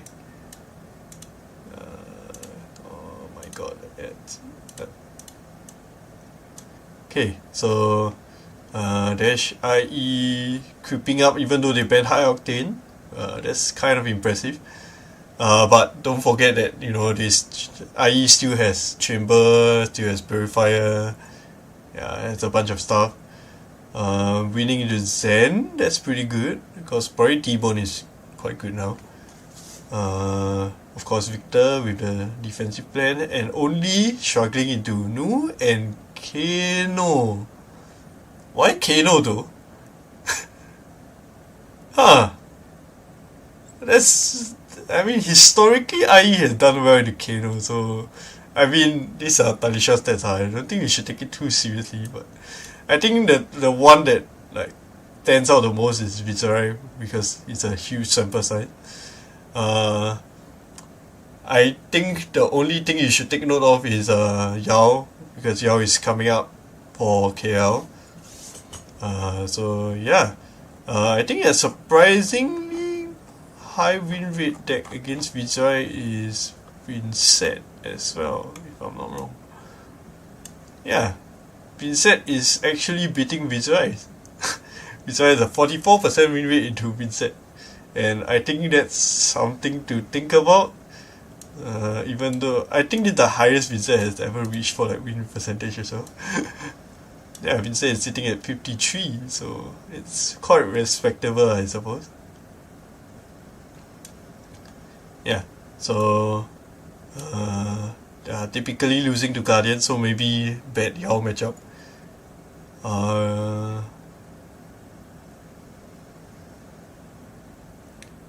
Yeah, so not Vincent. I don't think you. I think most of the meta should be these three. These are what you can call the big three for KL. Okay, so and I think there were requests for the Yao deck. So this is my current Yao deck. I think this is a work in progress, but turns out 3-4-7 is pretty good, especially when you're playing a bunch of non-attack actions. 1, 2, 3, 4, 5, 6, 7, 8, 9. 9 sets of non-attack action. And Body of Earth becomes very strong. So in a sense, you could say this is like Icelander cosplay. It's like 3-4-7 the deck. This is a 3-4-7, this is a 3-4-7. This is technically a 3-4-7. Technically, with bonus.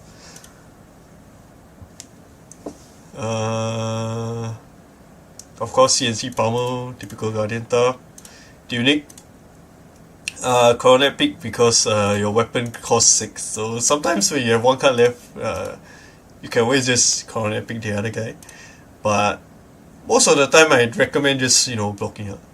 Of course, the Gauntlet, the Boots, Embodiment of Earth because you have a lot of auras. This is an aura, this is an aura, this is an aura, this is also an aura.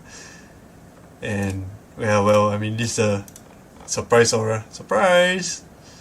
And of course, let's not forget everyone's favorite Frostbite Creating Shield and Winter Sphere at Home. Okay. The sideboard is more or less for like this kind of the aggressive sideboard. We can't really play for Yao, as in we can't play Zealous because there's no attacks here. So just play Earthlaw for +5. Frostfang for disruption. Also technically CNC's number 4, 5, 6 with Pummels. Tunic Pummel, Frostfang quite good. Also kind of curves well with CLF. You can reach 2 cards on a 5 card hand. You can CLF into Frostfang into Pummel, but that's kind of a waste of CLF, so maybe not. And Glacier mainly just for the Dominate, and this is for auras, and these are just defensive cards. I'm considering maybe Rootbound Carapace just for the Decompose so Felling gets better, but so this is currently a work in progress. I think there's a lot of room for improvement for this deck. So anyway, okay, I think it's been quite long. Okay, so the next time probably can play some Yao games on stream for those who want to watch. Maybe test some other decks as well. Maybe Nu, because Nu has a reasonable win rate. I think it's 54. It's still also quite good. But yeah, so I guess Big 4 is plus Nu maybe. I don't know whether Nu is actually good enough. Considering you have what kind of slightly winning Viscera apparently. But yeah, I think definitely going to have some gameplay going forward. Turns out High Octane Band isn't very bad for IE, even though very few games. It's fine. I was supposed to talk about Osaka, but this kind of took very long. So I mean the worst games tend to, it's quite high stakes. So expect games to take longer because there's a lot to think about. But I think it was interesting. You can see how some card choices do affect certain matchups, and also I don't think the last game was as boring as people put it out to be. I actually think there was a lot to learn from that game. I sped through it because I think I watched some of it before, but I kind of understood why people said it was boring, even though I don't think it's very boring. I think it all really came down to that one CNC. So yeah. Okay, so I think that will be all for today. Hopefully I can showcase some gameplay next time, which I haven't done for the last 2 streams. So yeah, okay, I'll see you guys next time. Bye bye.